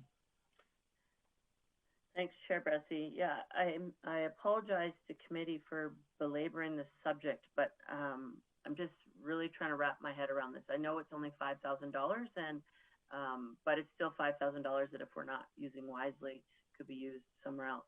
So, question for Mr. Sheldon: can you tell me again the municipalities that are involved, that are considered? I don't have the old document in front of me. Sure, through the chair. Are you talking the 7-member? Yes, please. The 7 members, sure. So towns of Whitecourt, Edson, Hinton, Rocky Mountain House, Drayton Valley, MD of Greenview, and City of Grande Prairie. Great. And so, Ms. Gardner or Mr. Sheldon, can one of you tell me what's the life expectancy of a charging station? It's a really good question, Chair Bressie. These are relatively new. I think with any other infrastructure, they're looking at about 20 years. The challenge is that is future-proofing the infrastructure as it's being added, so that it's not, and using old technology. So we're making it adaptable for many chargers, as all manufacturers are now having electric vehicles. It's making sure that it's not just a Tesla port, it's also the Chatham ports as well. So, they can be upgradable. Great, thank you. And Mr. Sheldon, this is a one-time fee? Through the chair, yes. One-time fee. Essentially it would bring the seed funding to $35,000. And that $35,000 has funded the work of CEA to date, and will be used to leverage through the 2 funding proposals they're putting together. It'll be used to leverage. Overall, it's a $3 million project. Great. And Ms. Gardner and Mr. Sheldon, do you know, I'm being quite practical on my thought here. If somebody's driving through Grande Prairie to go, say, to Alaska, and they leave Edmonton, would charging your vehicle in Edmonton, then Whitecourt, then Grande Prairie actually work? Can you get from Whitecourt to Grande Prairie in an electric vehicle? Chair Bressie, it'll depend on the type of vehicle. So if you have a long-range Tesla, yes. Depending on weather conditions, because winter will affect that as well, and road conditions. The other piece is that, so if you have a Kia Soul, it's going to have a range of maybe 100 to 200 kilometers, so not necessarily, right? There will be a lot of factors. But if they add it to the town of Whitecourt, the town of Valley View, and then Grande Prairie, yes, that'll make it it makes it it's a game changer for people in this area. Okay, thank you. Is there any other questions or conversation? In that case, do we need the motion read again, or does everybody understand what's on the table? Great. In that case, I will call it to question. All in favor? And that motion carries. And thanks very much, Mr. Sheldon and Ms. Gardner. I appreciate your time here. And now I've got the new eScribe agenda up, so I can see the full thing. And I think that now we're ready to come to the outstanding items list. Director Glavin. Thank you, Chair Bressie.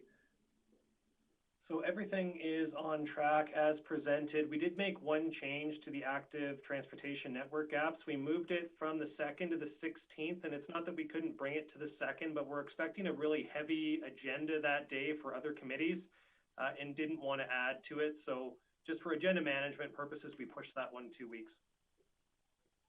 Great. Is anybody willing to make a motion? Mayor Clayton. Yes. Sorry, Mayor Clayton, you're muted. Get on the board, Jackie. Thanks, Chair Bressie. I'll move to accept the outstanding items list as amended. Great. All in favor? And with that, I'll call this adjourned. Our next one is community services. And if I'm reading the new agenda right, I think I chair that one too. But should we take a 5-minute break? Yes, please. Okay, so is 5 minutes enough? Yeah. All right, well, it's 1:29, so I'll give you 6. So at 10:35, we'll start.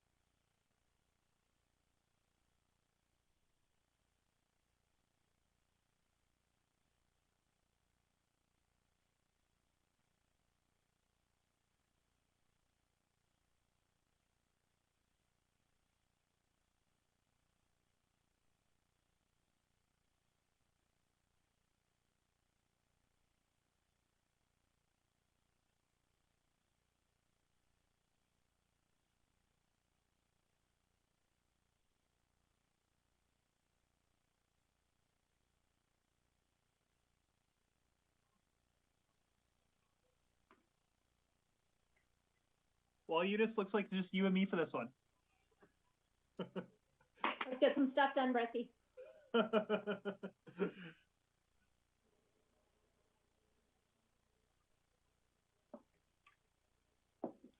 Feels weird that I'm the new guy on this one, and now I'm the chair when Clyde's gone. Oh, yeah, let's go. Feels like I should be at the bottom of the list for chairing. Who else is on that Wade. committee? Oh, yeah.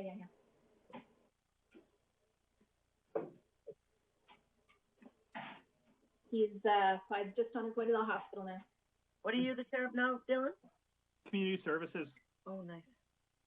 I'm just saying, since I'm the new guy on it, it feels weird that I'm the second up for chairing it. You're good, busy since this morning. Carry on. Carry on.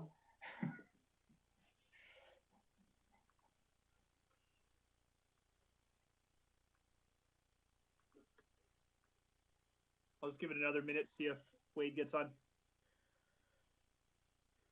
We technically have quorum, but.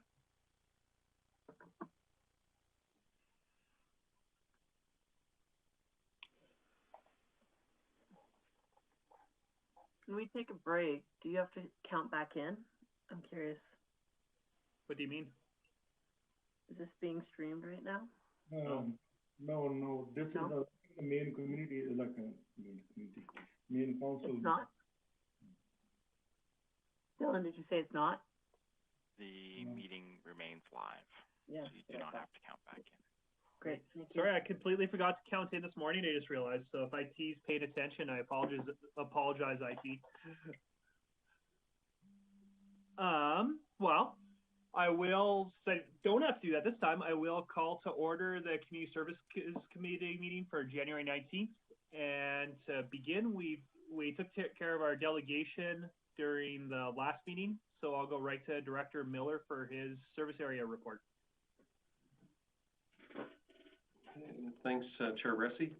So it's fairly brief this morning, so I'll start off with the Community Knowledge Campus and the outdoor skating oval, some more skating stuff. But Angela Redding advised that the Coca-Cola staff are doing a really good job of maintaining it, and lots of use this year, which we've heard repeatedly, that people are outdoors enjoying what we have to offer.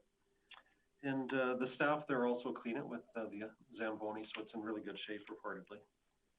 And then Mr. Glavin spoke about the CHP project already, so I'll skip that. And then with events and entertainment, Revolution Place. A good news story there after the PBRE event that we held in October, I believe it was.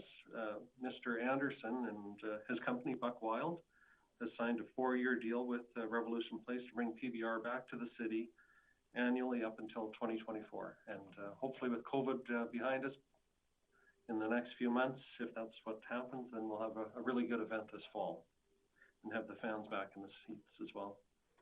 And then also with the recent rollout of the vaccinations and just the numbers going down, I think, as well. We've seen a surge in event bookings and more inquiries for events at the facility from promoters. And that's for Revolution Place and for the arena and also the Bose Event Center.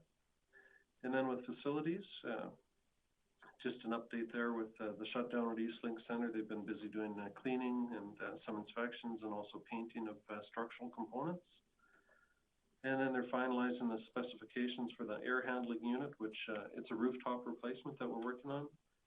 And then also at Ernie Radbourne Pavilion, they're doing some lighting upgrades. I believe it's indoor lighting upgrades, and it's a component of the enhancement money that council approved some time ago. And then switching to sports development, wellness, and culture. Another good news story with the Muskosipi Pond. Just it's very popular. So just a couple stats for the week of January 4th until the 10th, we had 1,264 skaters register and skate safely with our programming.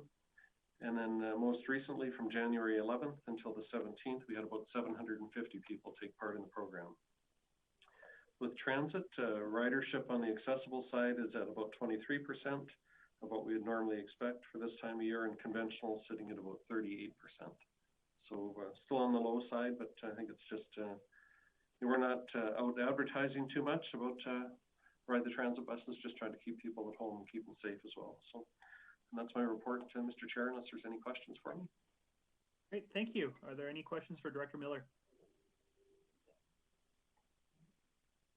Excellent. Then moving on, we don't have any correspondence or other business, so we'll move on to bylaw and policy review, and I believe that is Ms. Cajolis.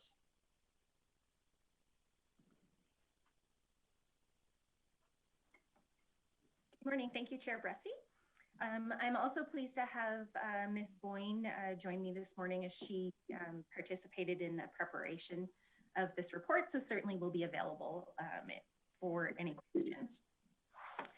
So as you know, Policy 124 sets out some specific responsibility requirements to ensure the regular review of city bylaws, policies and procedures. So numerous policies within the community services area have been amended and are being presented today for consideration. So there are a number of policies contained in the report. Several of them have been updated to reflect current titles in the community services area. So name of the service area, leadership titles, and a number of them, others have include process updates that reflect our current practices. So my intention is not to certainly review everyone, just to speak about a few of them, and then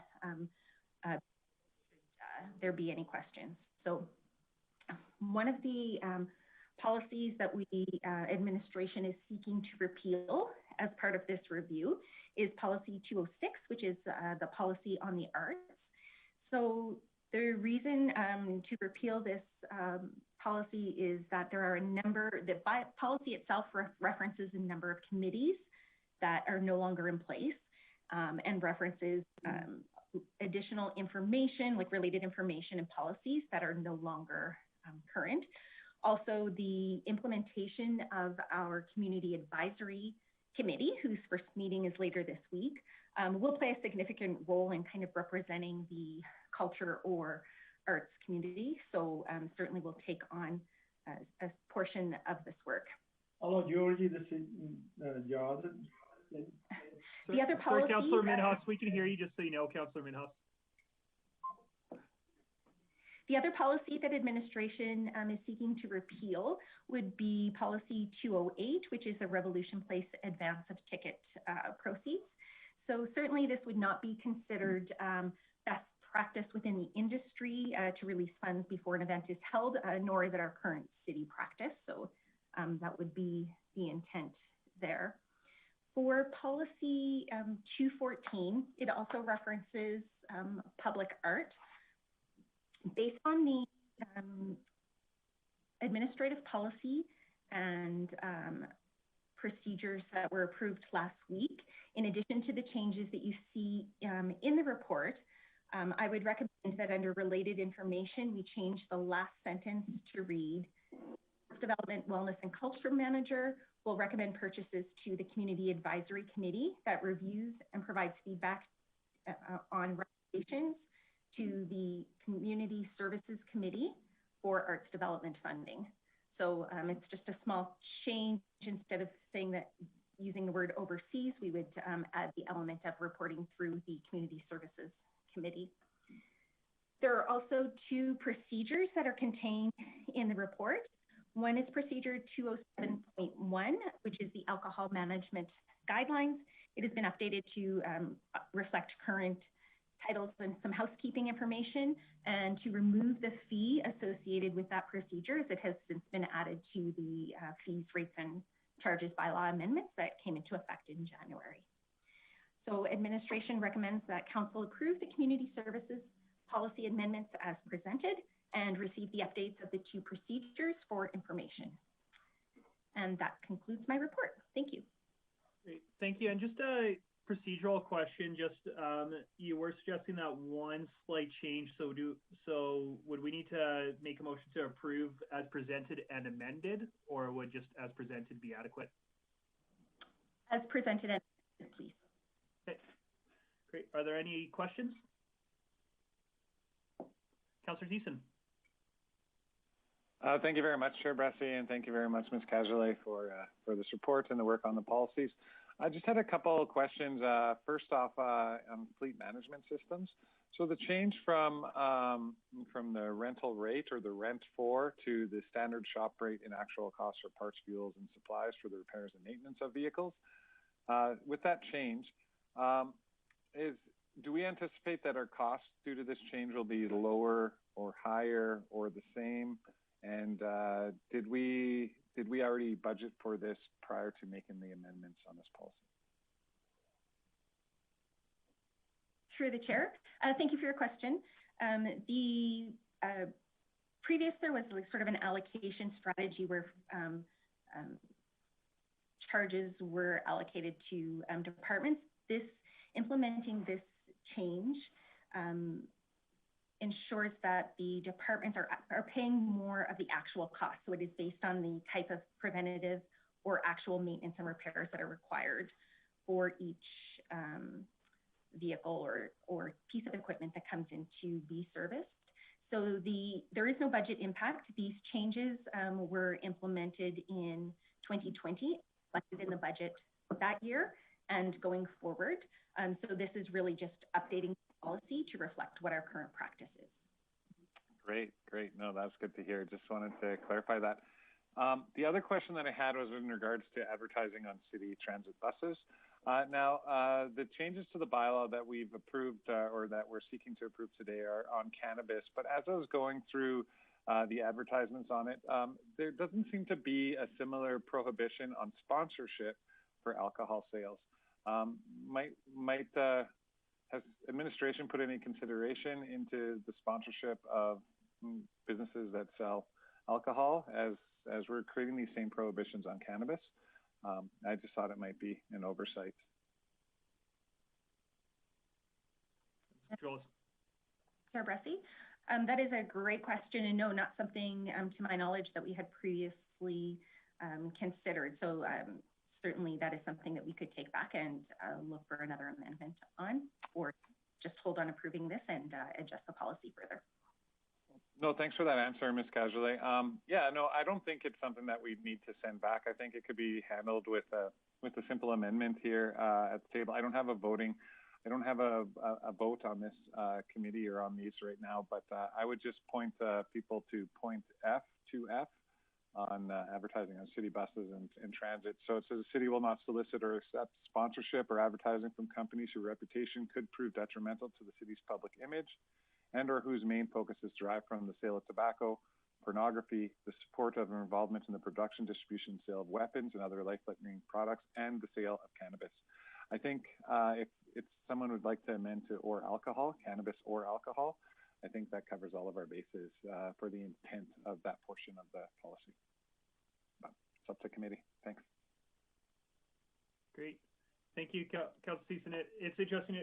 That flagged out to me too, and I think where I struggle with that is, yeah, I don't know if I want to necessarily have a liquor store advertising. I don't see the difference between a liquor store and a cannabis retail shop. In my mind, they're basically the same thing, but a restaurant that most of its profit is in alcohol sales, that I might be okay with, especially if it's a family-based restaurant. So that's where it gets a little bit hazy for me. So I appreciate you bringing it up, because it's something that I've been thinking through too. I'm curious if anybody else had thoughts about that. Anybody else who's got questions or wants to speak to this?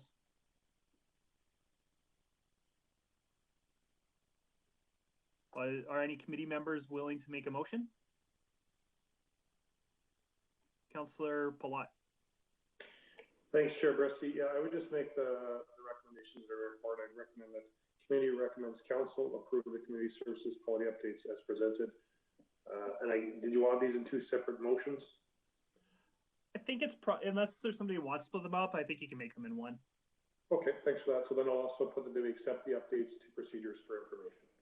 And then there was that one slight change. So are you okay with it being service policy updates as presented and amended? Would that be okay with you? Yes, that's fine with me. Thanks. Okay. Mayor Clayton. Sorry, and the amendments being the ones that Ms. Casulet mentioned, not the ones that you and Councillor Thiessen are referencing. Yeah, sorry. Yeah, that's right. The ones that Ms. Casulet suggested. Yeah, thanks. So, yeah, and that was the intent of my motion as well. Great. Yeah, I'll definitely support this, and Councilor Thiessen, I need to think through this for the next week. I might support an amendment if one got made at the council meeting, but I think for today it makes sense just send these through as is to council, and then I'm very open to more conversation on Monday if this passes. Mayor Clayton. Thank you. I guess my comments to Councillor Thiessen and Bressie will be if you're going to look to be amending it once it gets to council, that maybe we have some discussion right now in regards to administration has some understanding and expectation of what your comments and questions in regards to the amendment may be, because if you're headed down the path of not including certain restaurants and certain alcohol distributors, then I have many questions that may not be able to be answered strictly off the cuff at a council meeting. Councillor Thiessen. Yeah, thanks, and thanks for that, Mayor Clayton. I appreciate that. My hope is to just make a simple change right now. It's not to limit any restaurants or anything like that. I think restaurants are advertising their image and their stuff. They're not advertising liquor sales. I don't think even in my days when, liquor sales were a bit more lax in advertising, like I never saw like 99-cent highballs at, the Shoot or the Thunderdome or whatever. So I've never seen that. But throughout our bylaw, this bylaw specifically, we do reference that we don't advertise alcohol and other stuff. I'm just trying to bring that in alignment with what the rest of the policy states in regards to cannabis and alcohol. This is just in regards to accepting sponsorship.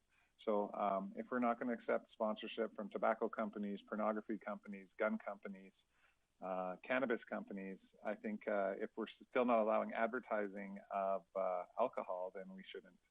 We should also prohibit, sponsorship of the alcohol companies as well, if we've already stated this throughout the policy in regards to cannabis and other stuff, and alcohol as well. So it's just keeping it in line, just saying cannabis or alcohol.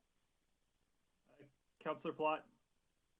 Thanks, Chair Bressie. And I guess just to speak to that a little bit, I think the GLC rules are already pretty prescriptive about what cannabis and alcohol are allowed to sponsor and are allowed to advertise. I think specifically with cannabis, it's actually quite hard for them to advertise of any kind. So that might already be captured within AGLC rules, and maybe not something we need to do with. I think they're captured there, but maybe I could be wrong, and that might be something administration to look into if we're going to have a conversation about this before it gets to council. But I think they're already prescribed under those rules through AGLC and their licensing. Councillor Thiessen.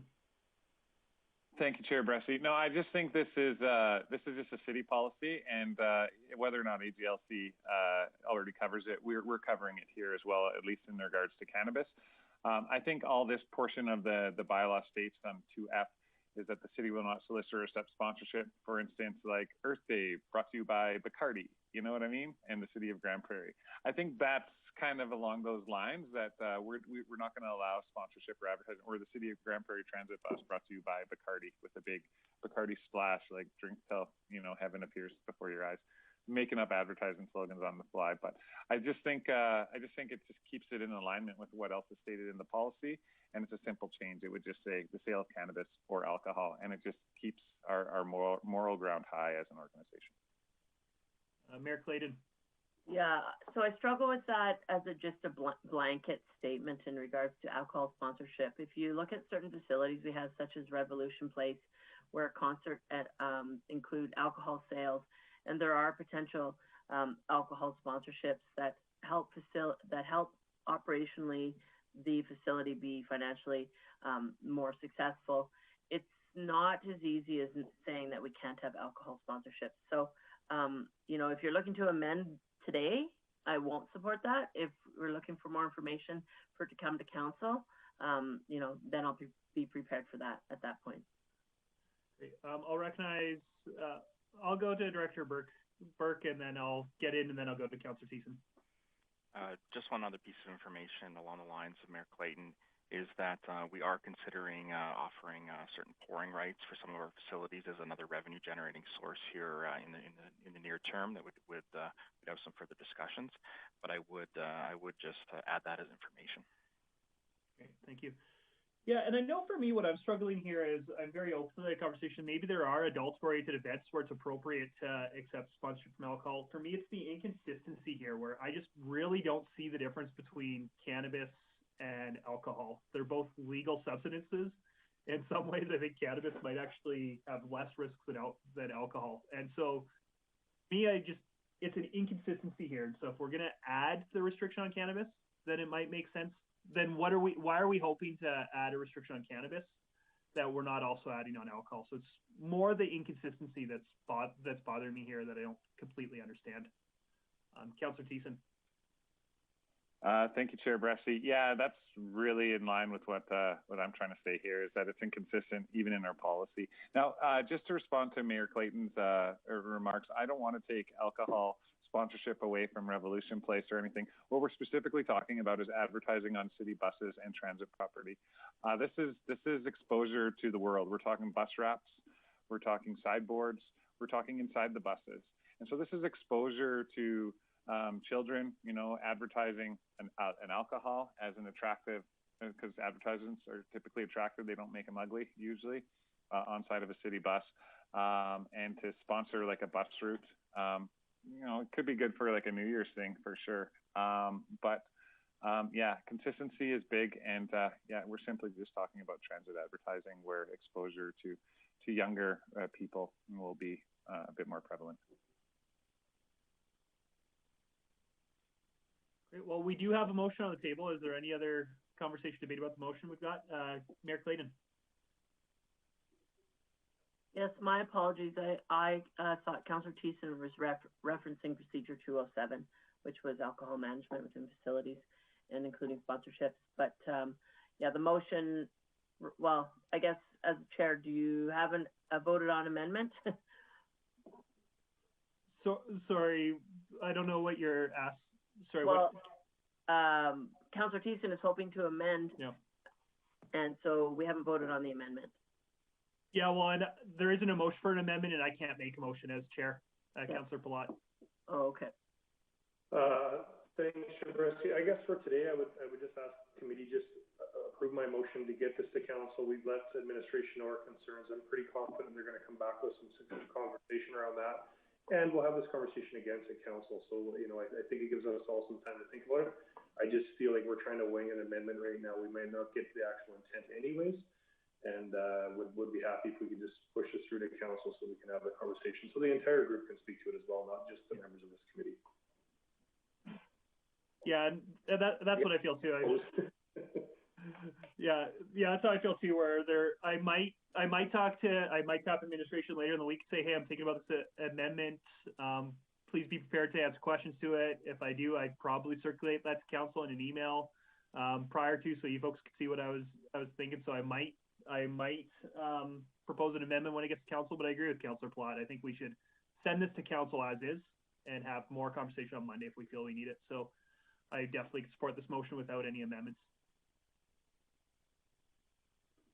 Councillor Thiessen. I also agree with Councillor Palat. We should have a discussion of this. I just want to make it abundantly clear to committee, to council and administration that I'm not looking for wholesale changes to this amendment. It's just a little tag on to one part of it that brings it in alignment with the rest of point 2 and all of our other restrictions. This is just in regards to that sponsorship on transit buses. So it would just be, the amendment would be simply at 2F, sale of cannabis or alcohol. And that would, period, you know, done and quick and easy, pretty clerical, pretty take care of business. So yeah, think about it definitely. I'm totally okay with it going to council. I will still make this amendment at council when I have the opportunity to do so. Thanks. Great. And so yeah, any other conversation or debate? Great. So I will call it to question. Just to be crystal clear, there is an as amended in the motion, but that is the amendments just by Ms. Cajolis that came from administration. Nothing that came from any councilors around the table today. All in favor? And that motion carries. Thank you, Ms. Cajolis. Thank you, Ms. Boyne. Appreciate you both being here. And then that will move us on to our outstanding items list. Director Miller. Thanks, Chair Bressie. So just 2 items on the list, and they're both on track. First one, 1129, will be presented at the end of March. and 11/28 will be presented. The latest will be mid-June, but anticipating it'll be sooner than that as well, unless there's any questions. Great, thank you. So anybody willing to make a motion? Councillor Plott. Thanks, Chair Bressy. I just make a motion to receive the outside item as presented. Great, and calling this question, all in favor? And I think that motion carries unanimously. So with that, I will call this meeting adjourned. And I believe next we've got Corporate Services chaired by Councillor Minhas. Thank you, Councillor Morassi. This is my turn. There's a Cooperative Services Committee meeting agenda today. I don't know what time it is now. It's 11:01. That's a pretty good time. So we are in there. Myself, Kevin O'Toole, Eunice, and Mayor Jackie Clayton. I guess we have no delegation in our committee and their reports. 201 Director Service Area report. I think Shane, can you please update? Thank you, Chairman Haas. A few brief updates. Corporate efficiency and taxation have been working on the homeowner brochure that was a request from council. Those will go out in the next batch of school support letters, which is in early February. Those will capture new home purchases from December and January. So that project is on track. Finance has already started working on our budget 2022 planning, where there's a lot of administrative work that gets set out before council see it. So we've already started on that work.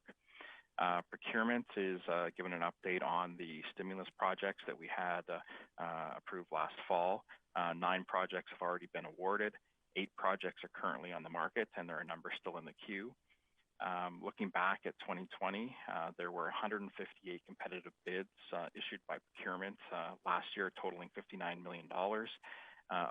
For interest, approximately 65% of the awards were to vendors in the Grande Prairie area. An update from ITS, and one I'm always happy to give, is that we have got rid of another piece of software.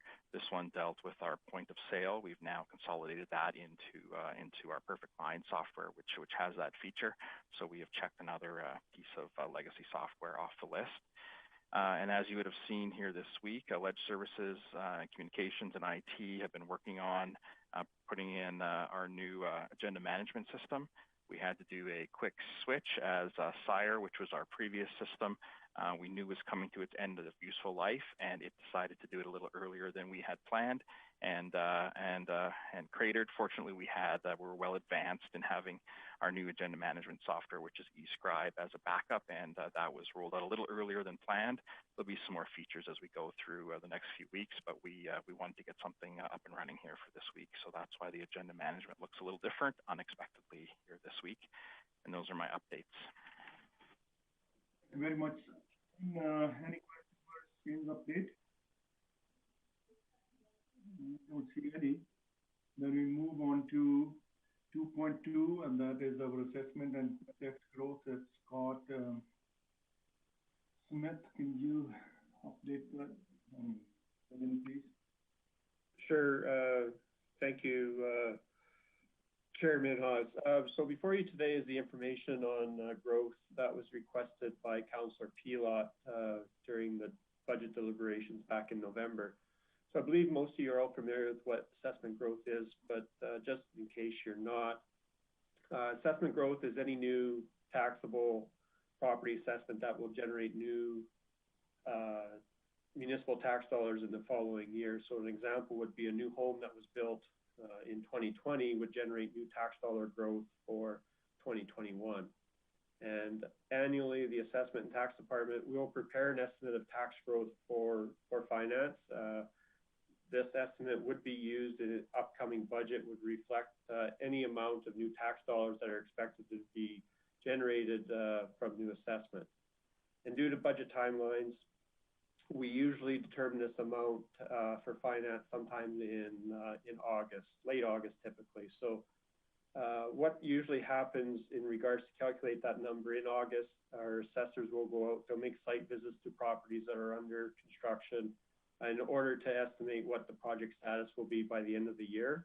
end of the year is our cutoff for new assessments, so year end essentially. So any project that's still under construction or possibly not even started yet in that August timeline, we have to estimate, or our assessors have to estimate what they think will be there at the end of the year. So they're making a guess, an estimate of what will essentially be on site as of December 31st. So for every new $1 million in assessment, new assessment will gain the city approximately $9,500 in new municipal tax dollars. And then every new $1 million in non-residential assessment will gain the city approximately $16,000 in new municipal tax dollars. And over the past few years, the construction of a few larger commercial projects has helped keep growth levels kind of where they're at. However, for the 2022 budget, administration has the opinion that growth could be considerably lower than the 2021 number that's in our budget, just due to less commercial construction and fewer new residential lots coming on stream in 2021. This opinion, it's been reflected in the 2022 budget. However, this opinion can change. And we'll get a better indicator of what growth will be for 2022 come this summer. And once we have a better idea of what is happening, we'll adjust the growth estimate accordingly for the 2022 budget. In the report, you'll see we've provided council with some numbers, what we have estimated for growth in the past versus what we actually received. And just in closing, council and committee should be reassured that growth is looked at annually and is adjusted as more information is known in the most accurate amount possible. So with that, I'll be glad to answer any questions that you might have. Thank you, Scott. Question, Wade, go ahead. Thanks, Councillor Minhas, and thanks for the report, Mr. Smith. I guess I really do appreciate you getting this for me. It's something that I've been curious about for years and spoken about. I love that the numbers are presented for 18, 19, and 20 of them. I guess the one thing that the reason I wanted this and I want to have a little bit of discussion about is, you know, in the budget saying currently there are no financial impacts. And if we create a policy, it could have impacts. And I guess my concern is that forecasting is never easy, and especially in our market. And right now, on 1 year, we had $280,000 that we were light, which is fine.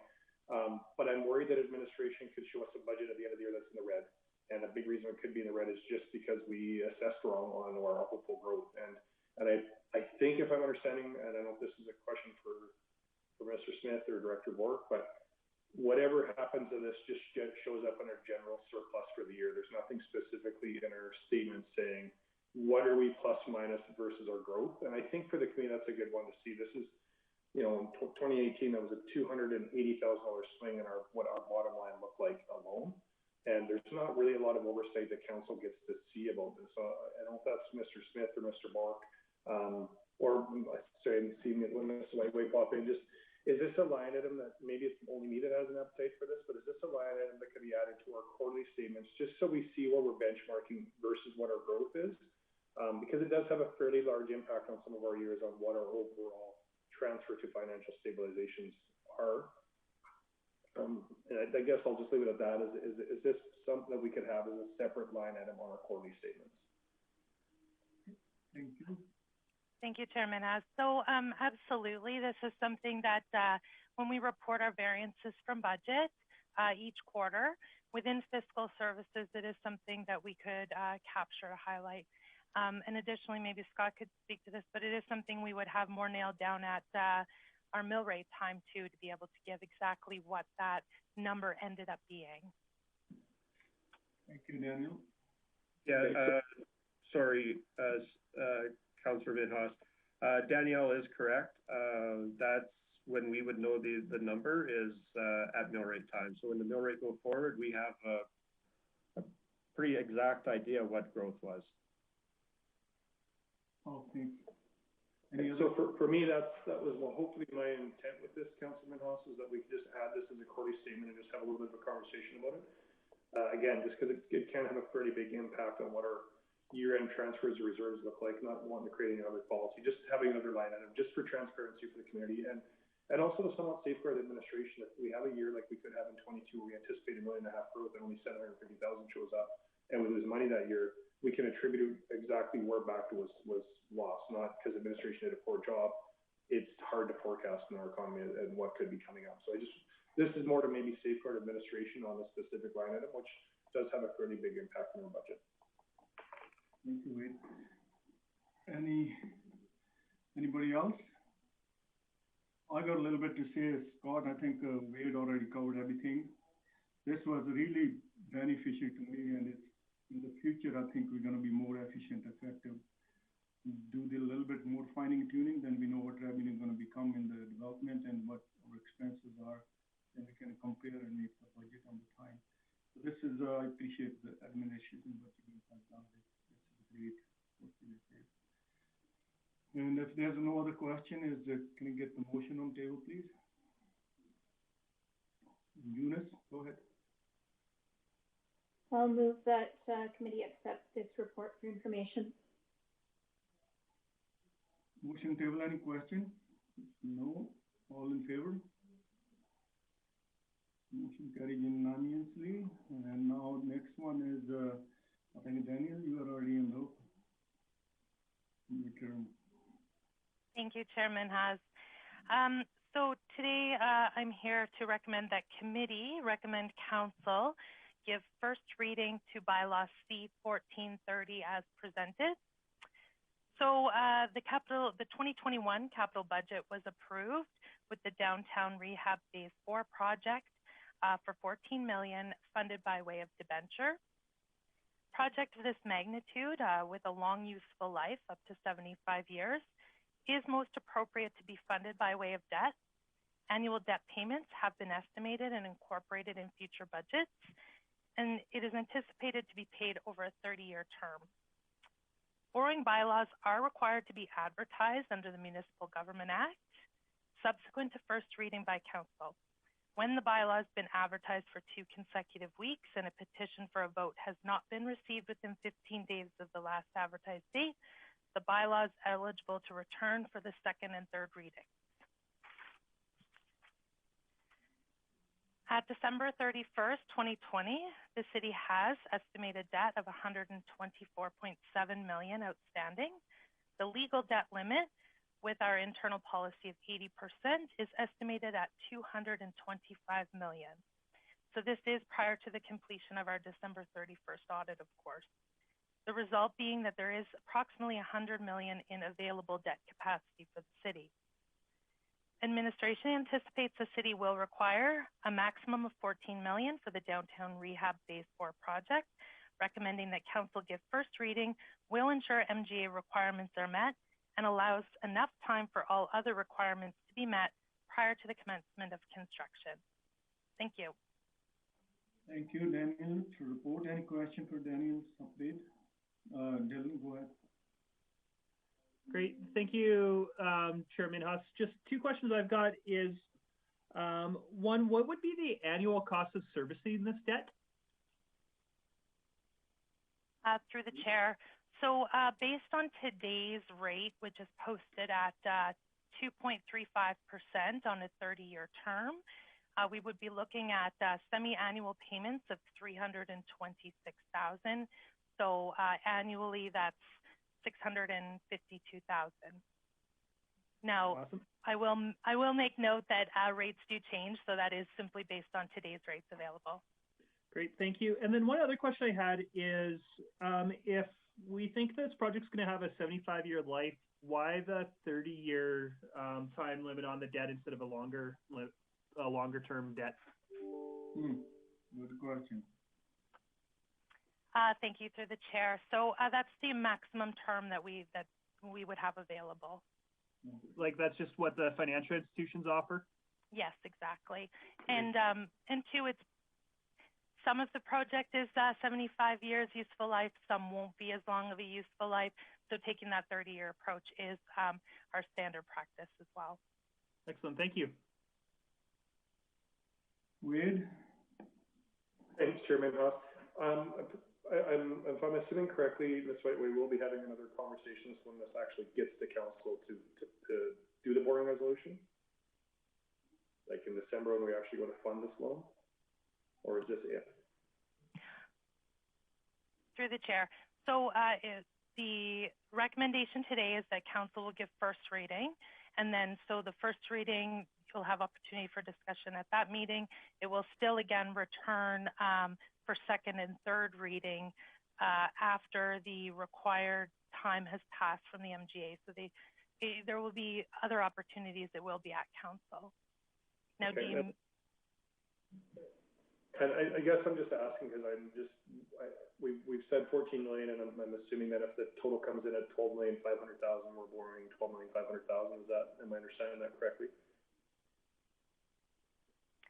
Through the chair, absolutely. So the maximum that we would be allowed to borrow with the 3 readings passed would be the 14 million. Of course, if the project was to come in under, we would borrow what we needed. We would not borrow more. Okay, and just one last question, if I can, Chairman. I was just wondering, was there any thought of taking some of our money that's sitting in cash on accounts or in reserves to put any portion down instead of borrowing this 100%?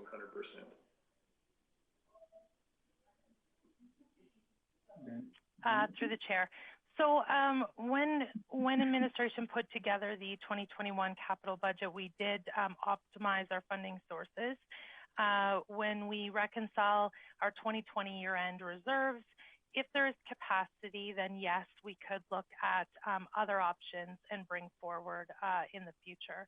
As of right now, it was just the priority to get the approval for the 14 million. If we can be more strategic with our funding when it's time to borrow, absolutely, we'll bring that forward to council.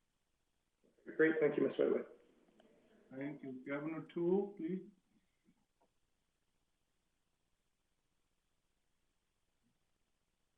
Hello, Calvin, you got to turn your TV on. Sorry about that. Danielle, I just have a question regarding construction will start probably sometime the 1st of June, maybe a little earlier. And when do we start making payments to the construction company for the contract? Is it going to be a one lump sum, or are we going to do it in, like, say, quarterly or thirds? Go by phase.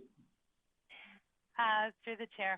So it does depend on progress of work normally. So looking back, I have looked at the previous downtown phases and kind of where the payments, we have some cash flow that comes out monthly, and it does start pretty heavy later in the summer and into the fall, and then of course upon completion. But it does vary, and we could expect to see monthly cash flows. Okay. All right. Thank you. Is there any other question for Daniel for this? Daniel, I've got a question. Like CHMC, we don't pay them fees as a city. Like when they loan to your private like house, you know, if you put 10% down or less than 20%, then they charge the fee. Do the city pay the fee for that or no? How they guarantee this? Through the chair, we normally have borrowed, we always borrow through ACFA, so there is different borrowing options, but typically we don't put anything down. We just typically borrow the amount that's needed, and they have very competitive interest rates available for municipalities. Does that answer your question? Yeah, that's great. So you got an option to wherever you can get cheap. Yeah, okay. Absolutely. Thank you. And I'm looking for the motion if no answer. Governor Toole. Yeah, thank you very much, Councillor Minhas. I move the council recommend the committee recommend council give first reading to bylaw C-1430 as presented. Motion on the table. Any question? If there's none, all in favor? Jackie, wake up. Hello, Jackie. She's yeah. Motion carried. Thank you. We're all praying for a dry summer, right? Yeah. So now go to outstanding items, and I think, oh, Shane is back. Good, thank you, Shane. Sorry for that. I was kicked out. I'm not sure if there are any questions on my report or if any of it got in, but I'll just go with the oil. We are working on 1111 advocacy. There'll be something coming back on the timeline. I caught the end of 1125 in Scott's assessment report, and it sounds like that there's some requests for some future updates, but that this is checked off for this oil. And we are continuing to work on the door-to-door sales 1133. Okay. Any question for outstanding items? If there's none, can somebody put the motion? Eunice, go ahead, please. So moved. Motion table, all in favor? Motion carried unanimously, and with that, we have done this meeting, and I think, Wade, you're on the next. Yep. All right, thanks for that, Councillor Minhas. So we'll move into the Protective and Social Services agenda for today. On this committee are myself, Mayors Clayton, Councillors O'Toole, and Councillor Friesen. And we'll start off with our reports, and I'll ask Director Manuel, if he's present, to pop on and do our Director's Service Area report, please. Okay, good morning. I'll start with the Director Service Area report. So we have Community Social Development has said that the Women of Influence Awards nominations are open for that event until until February 15th. And the event is planned to be held virtually on March 5th at 12 p.m. CSD continues to support the hotel isolation program for the city's vulnerable sector. And winter emergency response, they're ensuring effective coordination between various shelter sites to ensure that the street engaged population have sufficient space. They've done a good job of increasing capacity where required. Enforcement Services updates that they're moving ahead with the vehicle for hire bylaw and plan to have a draft in front of council the changes to the implementation of the business license bylaw for May 1st. So Enforcement Services is shooting to have the vehicle for hire bylaw draft in front of council in February. On the animal shelter / pound operations, unfortunately, they report that negotiations between Bandage Paws, the city, and the county have come to an impasse.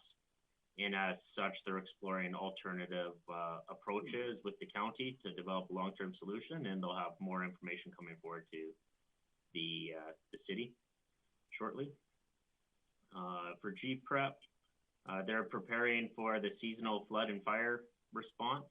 So they're working on building out response plans, and we've actually just taken on our first intern students from Grant McEwen in Edmonton University.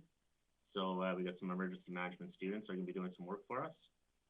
In the fire department, they indicate that they're in the final stages before switching over to their new, what they call Hexagon CAD platform in Q2 of 2021. So this will really improve the information systems and workflows of our 911 dispatch center in Grande Prairie. And the RCMP have been busy. They report that the Special Investigative Unit, which has been operational for 3 months, has provided the following impacts on crime in the community. So they've assumed the lead on 91 investigations involving high-risk domestic assaults and sexual assaults. They have additionally assisted general duty members with 18 other investigations. They've completed 666 file reviews of domestic abuse cases and prior sexual assaults. They're receiving ongoing accolades from complainants, clients, victims in the Crown's office. Particularly effective at investigating high-risk domestic violence, in thereby increasing outcomes for the complainants on those files. The quality of the investigations and reviews, because of their expertise, has increased exponentially. Additionally, their RCMP traffic enforcement section indicates that in December, they launched several initiatives that resulted in 388 violation tickets issued, 14 impaired drivers being removed from the road, 5 alcohol-related 3-day suspensions, 3 24-hour suspensions. So between January 2020 and November 2020, they report they captured 149 impaired drivers. So, you know, it's unfortunate that occurred, but at the same time, it's fortunate that if people were impaired driving, that they were being caught doing so. They also report that they've laid charges in regard to an investigation on the theft of money from an ATM at a local business. So essentially somebody stole an ATM from a business in Grande Prairie. They subsequently conducted a few search warrants at a couple residents. And as a result of that, we're able to seize counterfeit Canadian and American currency, stolen identity documents, SIM cards, fraudulent driver's licenses, firearms, and equipment used to fraudulently produce IDs. So several charges have been laid against 2 individuals, and the police have identified at least 5 victims, which they are reuniting with their stolen property. So it's kind of a summary of things going on in protective and social services this week. Right on. Thanks for that, Director Manuel. Any questions for Director Manuel on his report? All right. Seeing none, we'll head into item 2.2, our bylaw around temporary mandatory face masking. And is this Director Manuel as well that's going to introduce this? I believe the city clerk was going to introduce the bylaw just to speak to the status and the change that's required. But I'll just check. Arlene, is that accurate, or do you want me to take it? Thank you, through the chair. I can introduce the report, Director Manuel, if you want to provide any additional information that the committee may ask from us. Yeah, that sounds good. I certainly have information related to the current COVID status in the community. Okay. All right, thanks for that. So I guess go ahead, please, Ms. Karpaszewski. Thank you, Chair Palat. Good morning, committee and council. Administration is bringing forward this small report under the direction of council for discussion about the city's temporary mandatory face covering bylaw. Currently, Section 13 states that this bylaw is in effect until January 31st, 2021, unless otherwise amended by council. So the intent of bringing this item forward today is to provide committee the opportunity to discuss any potential options to address the date in Section 13 and provide some additional information if necessary, either through myself for procedure or through Director Manuel on the current state of the city with regard to COVID. Thank you. Okay, so further to the city clerk's update right there, I'll just provide an overview of, I guess, the implementation of the bylaw, what has occurred as far as its enforcement in the community, and maybe where we are today and moving forward. So I'm just going to share from my screen a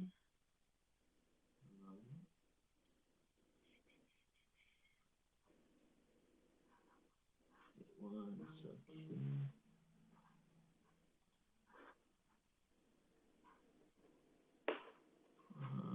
Okay, that's not the one I wanted to share.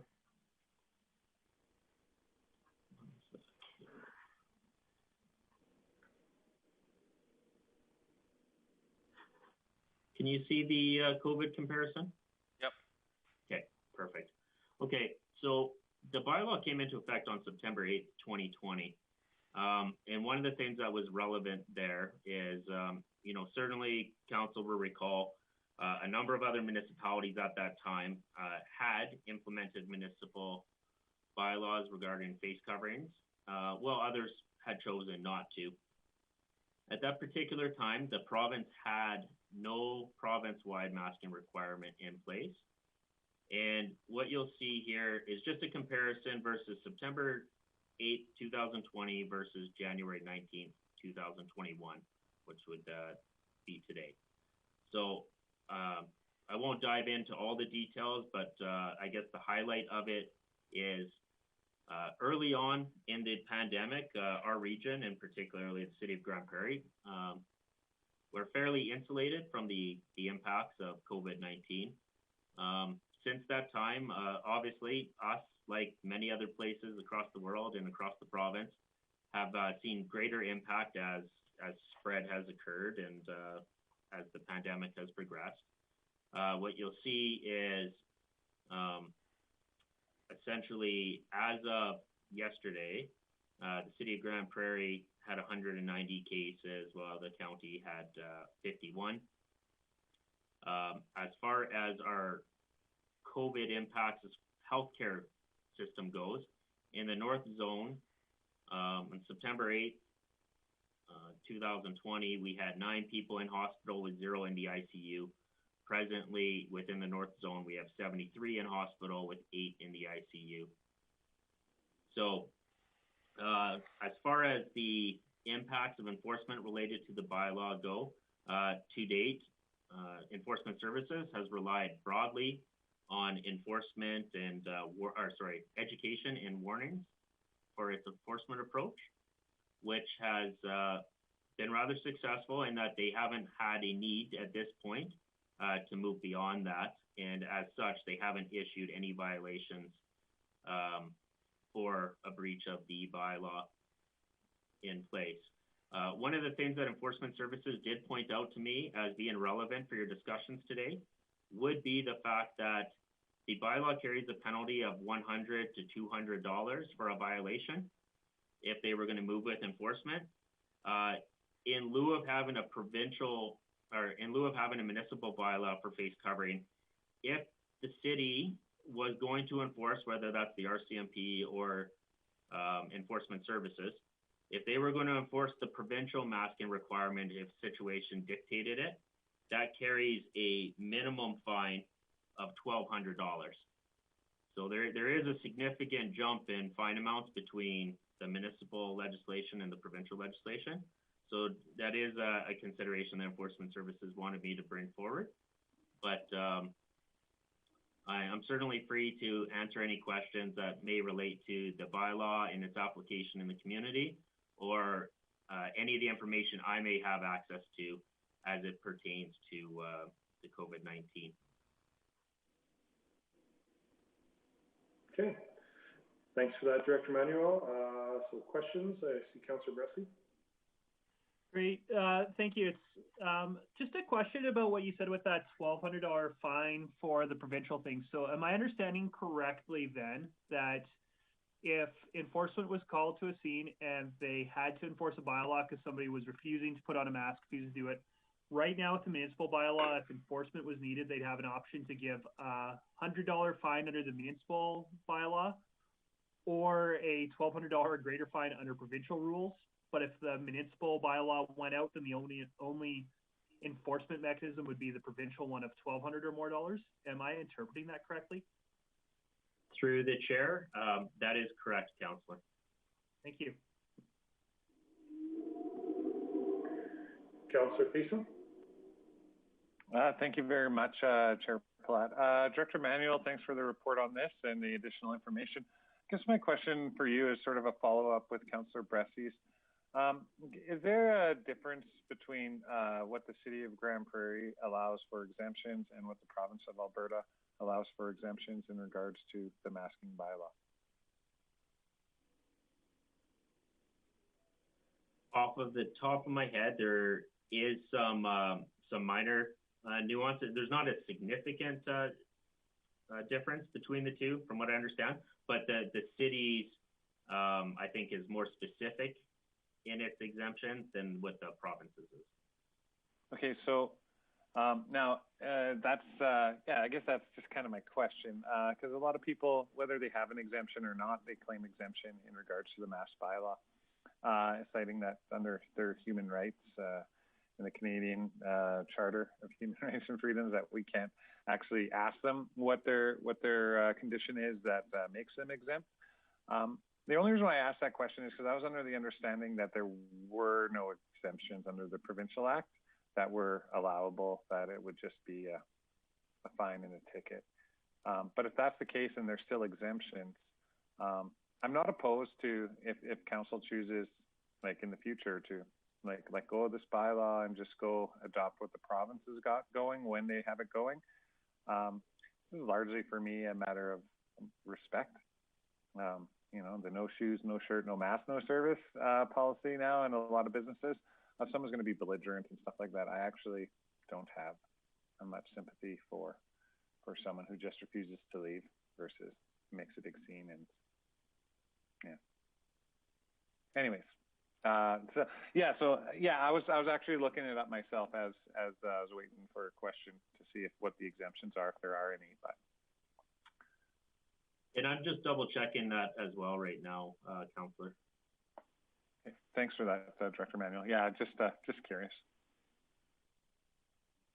Hey, just a question, Ms. Carver-Sushi. I'm still confused with this a little bit, but so if we weren't to take any action today, would February 1 roll along? I mean, this bylaw was no longer in effect as it has a January 31st shelf life, or what happens there again? Thank you, Chair Palat. So exactly that. Effective February 1st, our bylaw no longer has any effect. There's no authority after the January 31st date to do anything. It doesn't mean this bylaw is repealed. It still stays on our books as a bylaw, a council-passed bylaw. It's just not, it's stagnant. It has no power. And it can sit that way. It's at council's discretion to leave it as is and direct administration in the future to bring it forward should council choose to make any subsequent amendments and or make any changes that would need to be passed by our council. Okay, I'll recognize Councillor Thiessen or O'Toole one again. I just want to follow up on that. So if I understand this correctly then, so this wouldn't matter, life would go on, but at some point, like normal housekeeping things, there would probably a chance administration come back and say, if we didn't move forward with this, then we'd put a repeal in somewhere in the future? Is that kind of the housekeeping item that would happen? That is correct. So if we left this bylaw as is and council chose not to bring it forward for any further amendments, through our bylaw and policy review policy and process, this bylaw would then come forward within the next 4 years through the bylaw and policy review for recommendation to repeal. Okay, thank you for that. So go Councillor Thiessen and then Councillor O'Toole, please. Thank you very much, Chair Palat, and thanks for that, Ms. Karbachuski. Appreciate it. I don't have a say on this at all. And to be honest, as outspoken as I have been about the mass bylaw, I feel like I always have felt that the health authority should be the one predetermining the direction of what the public policy is on health, and we should be working in concert with them rather than working on our own. And so if there was a change to the bylaw, I actually would remove the date entirely in the spirit of working in conjunction with Public Health, Alberta Health, and the province, that we would keep the bylaw in effect as long as the state of public health emergency is in effect through the province, at which time, once that's lifted, council could review. That would be my suggestion. Of course, I don't have an ability to make a motion on this committee, so I'm just putting forward my suggestion that we could just accept it as is, and that's okay. We could amend the date. or we could just amend the terms of when we review it, which is simply, now the province is taking control of this, as they should have in the beginning, either on a wholesale approach like it is now, or on a region by region basis. And then we should be working with them and Alberta Health in order to, keep our constituents, our people, our community safe from COVID-19 through the use of masking. So yeah, that would just be my suggestion. If we want to wrangle dates, we can. If not, we could just say, well, as long as this state of public health emergency is in effect, so is the mask bylaw in the city of Grande Prairie. Once it's lifted, at which point then we can review. So anyways, just my 2 cents. Okay, thanks, Councillor Thiessen. Councillor O'Toole, and then Mayor Clayton, please. Thank you very much, Chair Plot. My thoughts were to let this just run out and go with the province. And like Councillor Thiessen said, the province should be taking control of this. And when things wear out and there is no COVID, the highest numbers that we have seen lately, then the city can come back, and if we feel that this region needs to have that bylaw put in on a regional purpose, Grande Prairie, precisely, then we could impose that bylaw back again and revisit it. But I'm okay with following the provincial guideline right now. Is when it's in place, it's province-wide. Then if they get a ticket from the police or enforcement services, that fine is a lot heftier, and we'd get more compliance. I know I walked into a store the other day and about a quarter of the people were not wearing masks, and no face shields or anything. And I was a little disappointed, but I am on this committee, and I'd like to see that be approached of letting our city bylaw expire to a point where we're not using it. And if there is a need to get it back on the books again, after the province drops their bylaw, then we can put ours in place again. Those are my thoughts. Thank you. Okay. Thanks, Councillor O'Toole. I just see Director Manuel had his hand in there, so I'll just let you pop in, and then we'll go to Mayor Clayton, please. Yeah, sorry. Thanks. Through the chair, I just want to confirm that I have compared the two, and there is exemptions within the provincial legislation as well that are very similar to what is in place with the municipal bylaw at the moment. Okay. Thanks for that, Director Manuel. Mayor Clayton? Thanks, Chair Plot. Similar to Councillor O'Toole's comments, I just had a question for Councillor Thiessen, or an observation. My concern with extending this bylaw is the confusion. So with the provincial mandate setting their regulations and us having ours, and the provinces superseding ours, I don't really see the need for ours. So I was just wondering if I'm missing something, if Councillor Thiessen had other thoughts on why we would want both in place. Yeah, thank you, Mayor Clayton and Chair Palat. Yeah, just to clarify, there's a couple of levels, and people may not agree with me or not. By us having a mask policy or a masking bylaw, it just works in concert with the provinces. It says that, hey, you know what, we're ready, we can enact this. If the province enacts it right away, we understand the terms. We could, I'm not saying we cut and paste from the province.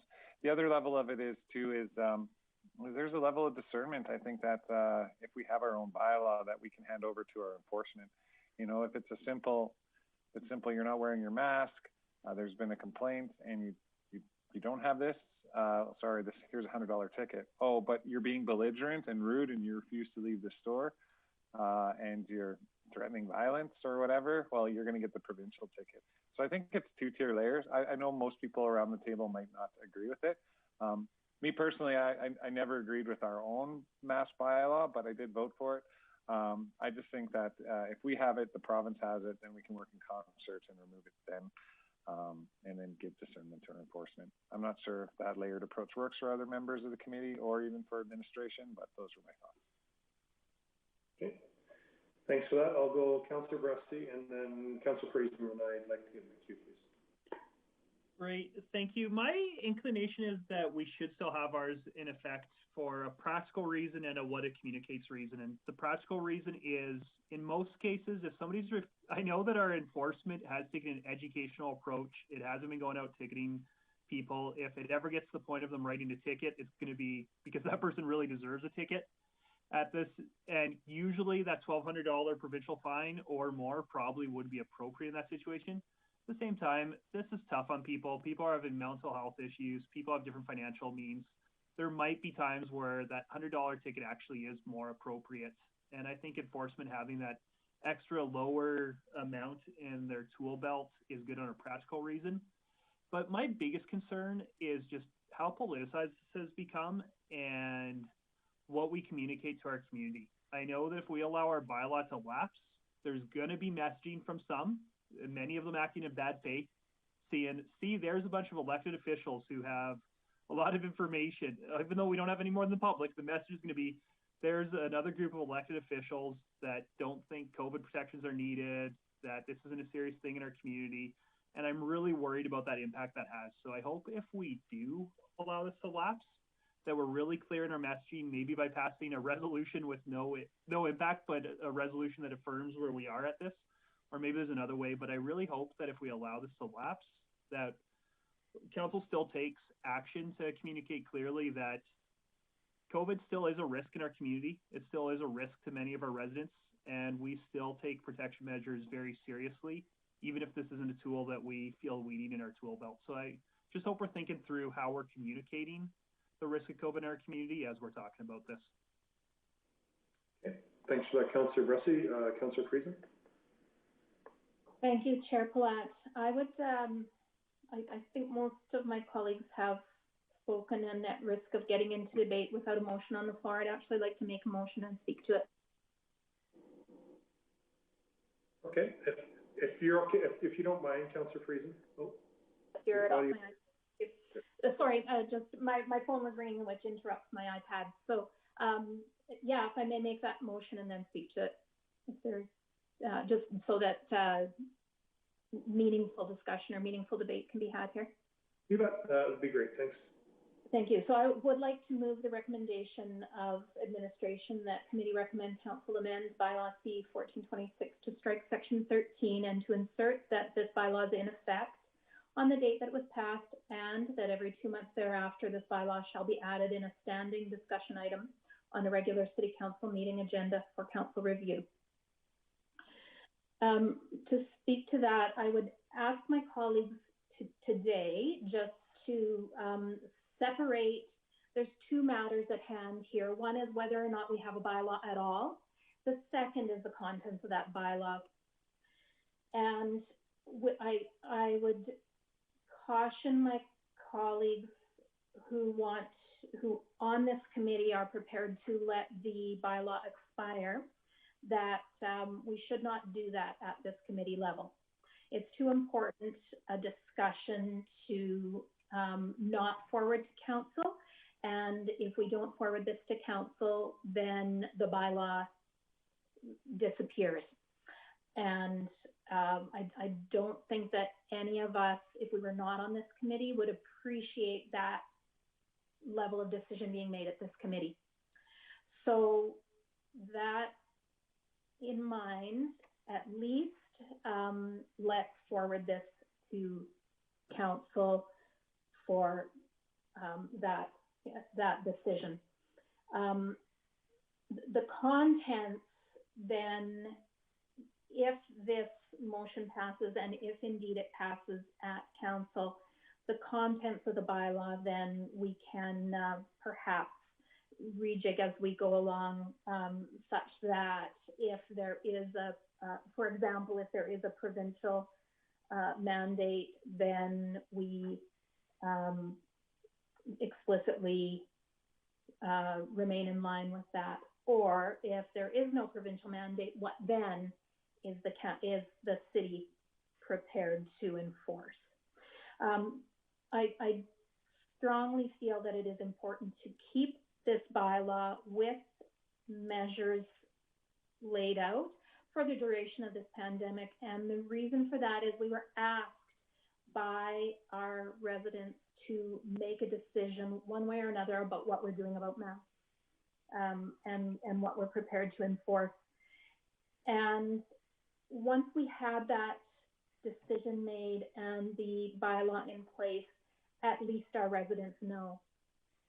What I've heard today from some of my colleagues is that there's, maybe we let it go and bring it back in at some point if we need to. The issue that I see with that, or the concern that I have with that, is that then our residents again don't know what council wants to do. It's like this sort of Damocles hanging over again. At any point we may enact a new bylaw again. I'd really rather see us continue to have the discussion, and as the impacts of the pandemic progress, we may make adjustments to the parameters within the bylaw, but let's not throw the baby out with the bathwater. So with that said, that's why I make this motion today, and I do encourage my colleagues to vote in favor of this motion to at least forward it to council. Thank you. Okay, thanks for that, Councillor Creason. I'm just going to have a jump in here, and then I'll go to Mayor Clayton. I just want to ask administration then, if we didn't have this bylaw at all, what would be the change to our community right now? What impact difference would it be to our community if we didn't have this bylaw with the province now enforcing this? Other than levels of fines and maybe some cohesion, is there anything else I'm missing on that? So, Mr. Chair, I would say that when the bylaw came into effect, the greatest feedback that I received and that was received perhaps through enforcement services is what we found was when there was no provincial law in place or provincial order in place, that a lot of the national retailers particularly, which were some of our largest stores in the community, were implementing nationwide processes just to be consistent across their organizations. And what that was doing was triggering a lot of conflict that was occurring where people, one business, they weren't required to do anything, and another business, they weren't allowed to enter the premise. And it became a trespass sort of issue. So certainly, whether it was the city bylaw or a provincial mandate, I believe the theme that we've heard consistently is consistency. And how that consistency is achieved is certainly to be debated. If the province has it covered off, that's great. I think where the bylaw has merit is particularly if the province doesn't have a provincial-wide order in place, then it becomes difficult when each business is making those decisions for themselves. But certainly understand the complexities that this is split pretty heavily down the middle as far as where people land on the issue. But I would say the bylaw has most value when, if next week the province decided to rescind their provincial order, and I guess it's unknown at this point whether they would do a regional based approach or not. I guess we'll have to see. But that's what we've experienced thus far from Protective and Social Services. Okay, thank you for that. I guess on that, I see Councillor Creason. I'll just go to Mayor Clayton and then back to you. But I will just say I'll support this to get to council, because I think if I wasn't on this committee, I'd want to have a discussion about it. When it gets there, I need to be persuaded why we need it. I never wanted this bylaw to begin with. I always thought this was a provincial decision. I always thought this was a health decision and not something our council should be making. So for my colleagues that think that this bylaw needs to continue on after our council discussion, you're going to have to convince me, I guess, of why. I think this was an overstep right from the start for our council to even weigh this, and councils across the province. And there's still many municipalities that haven't endorsed a masking bylaw. So I'll support this today because I agree it should be a council conversation, but I'll let it be known now. I don't see supporting this when it comes to council moving forward, because I think the province has it covered now. So I'll leave it at that. And I'll go to Mayor Clayton and then Councillor Creason, please.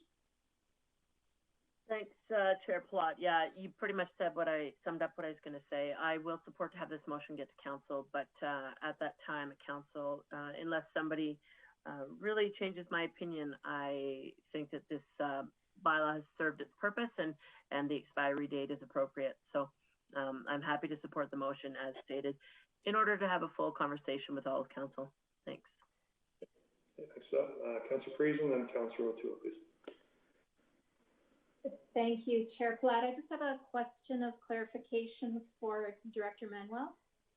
I heard you say that the where people land on this is split fairly evenly. Can you tell me where you arrived at that assessment? So I would say that recently that's fairly anecdotal. I mean, certainly I've seen some polls in the past that showed people, but if you would like, I could certainly do some more research into that ahead of the actual council discussion that occurs next week. Yeah, thank you. It would be helpful. I think that part of the consideration we need to have in hand here is, you know, truly where our community members land. Okay, Councillor O'Toole and then Mayor Clayton. Yeah, I will support this motion to come to council, but at that time, I'm thinking that the province needs to be the stakeholders in this, and whatever happens at council, I'll be supportive of not putting back our city bylaw. Thank you. Okay, thanks for that, Councillor O'Toole. Councillor or Mayor Clayton, please. Thanks. Question for Director Manuel. Can you tell me what your plan is to engage the community in 1 week in regards to this topic? Yeah, so certainly I can't provide a Grande Prairie specific context. The information that I'd be able to reference would just be at a provincial level of some of the polling that's been conducted, just citing those sources. Great, thank you. Okay, seeing no other hands up here, I'll look for that motion. I'll call all those in favor. Okay, that passes unanimously. Thank you for that. Sounds like we're gonna have some fun conversation next Monday night here. And I guess we'll move from there to our directors. If you can please update us on our outstanding item list, please. Certainly can. So you'll see on the outstanding items list that our next committee meeting in 2 weeks' time is going to be a busy one. So maybe pack your snacks ahead of time. So all of those are anticipated to go ahead on the February 2nd meeting, with the exception of the traffic enforcement efficiency report, which again is slated to return in March for an update. So no change. Okay, thank you for that. Any questions for Director Manuel or anybody willing to entertain a motion? Councillor O'Toole. I'll make a motion to accept the outstanding items listed as presented. Right. Thank you for that, Councillor O'Toole. We'll call that question. All those in favor? And that passes unanimously. Thank you for that. And I guess with that, we close out our Protective Social Services meeting and our committee meetings for the day. So appreciate administration being here, and we'll see you guys later. Take care. Stay safe. Have a good day, everyone. It was glorious. Thanks, guys.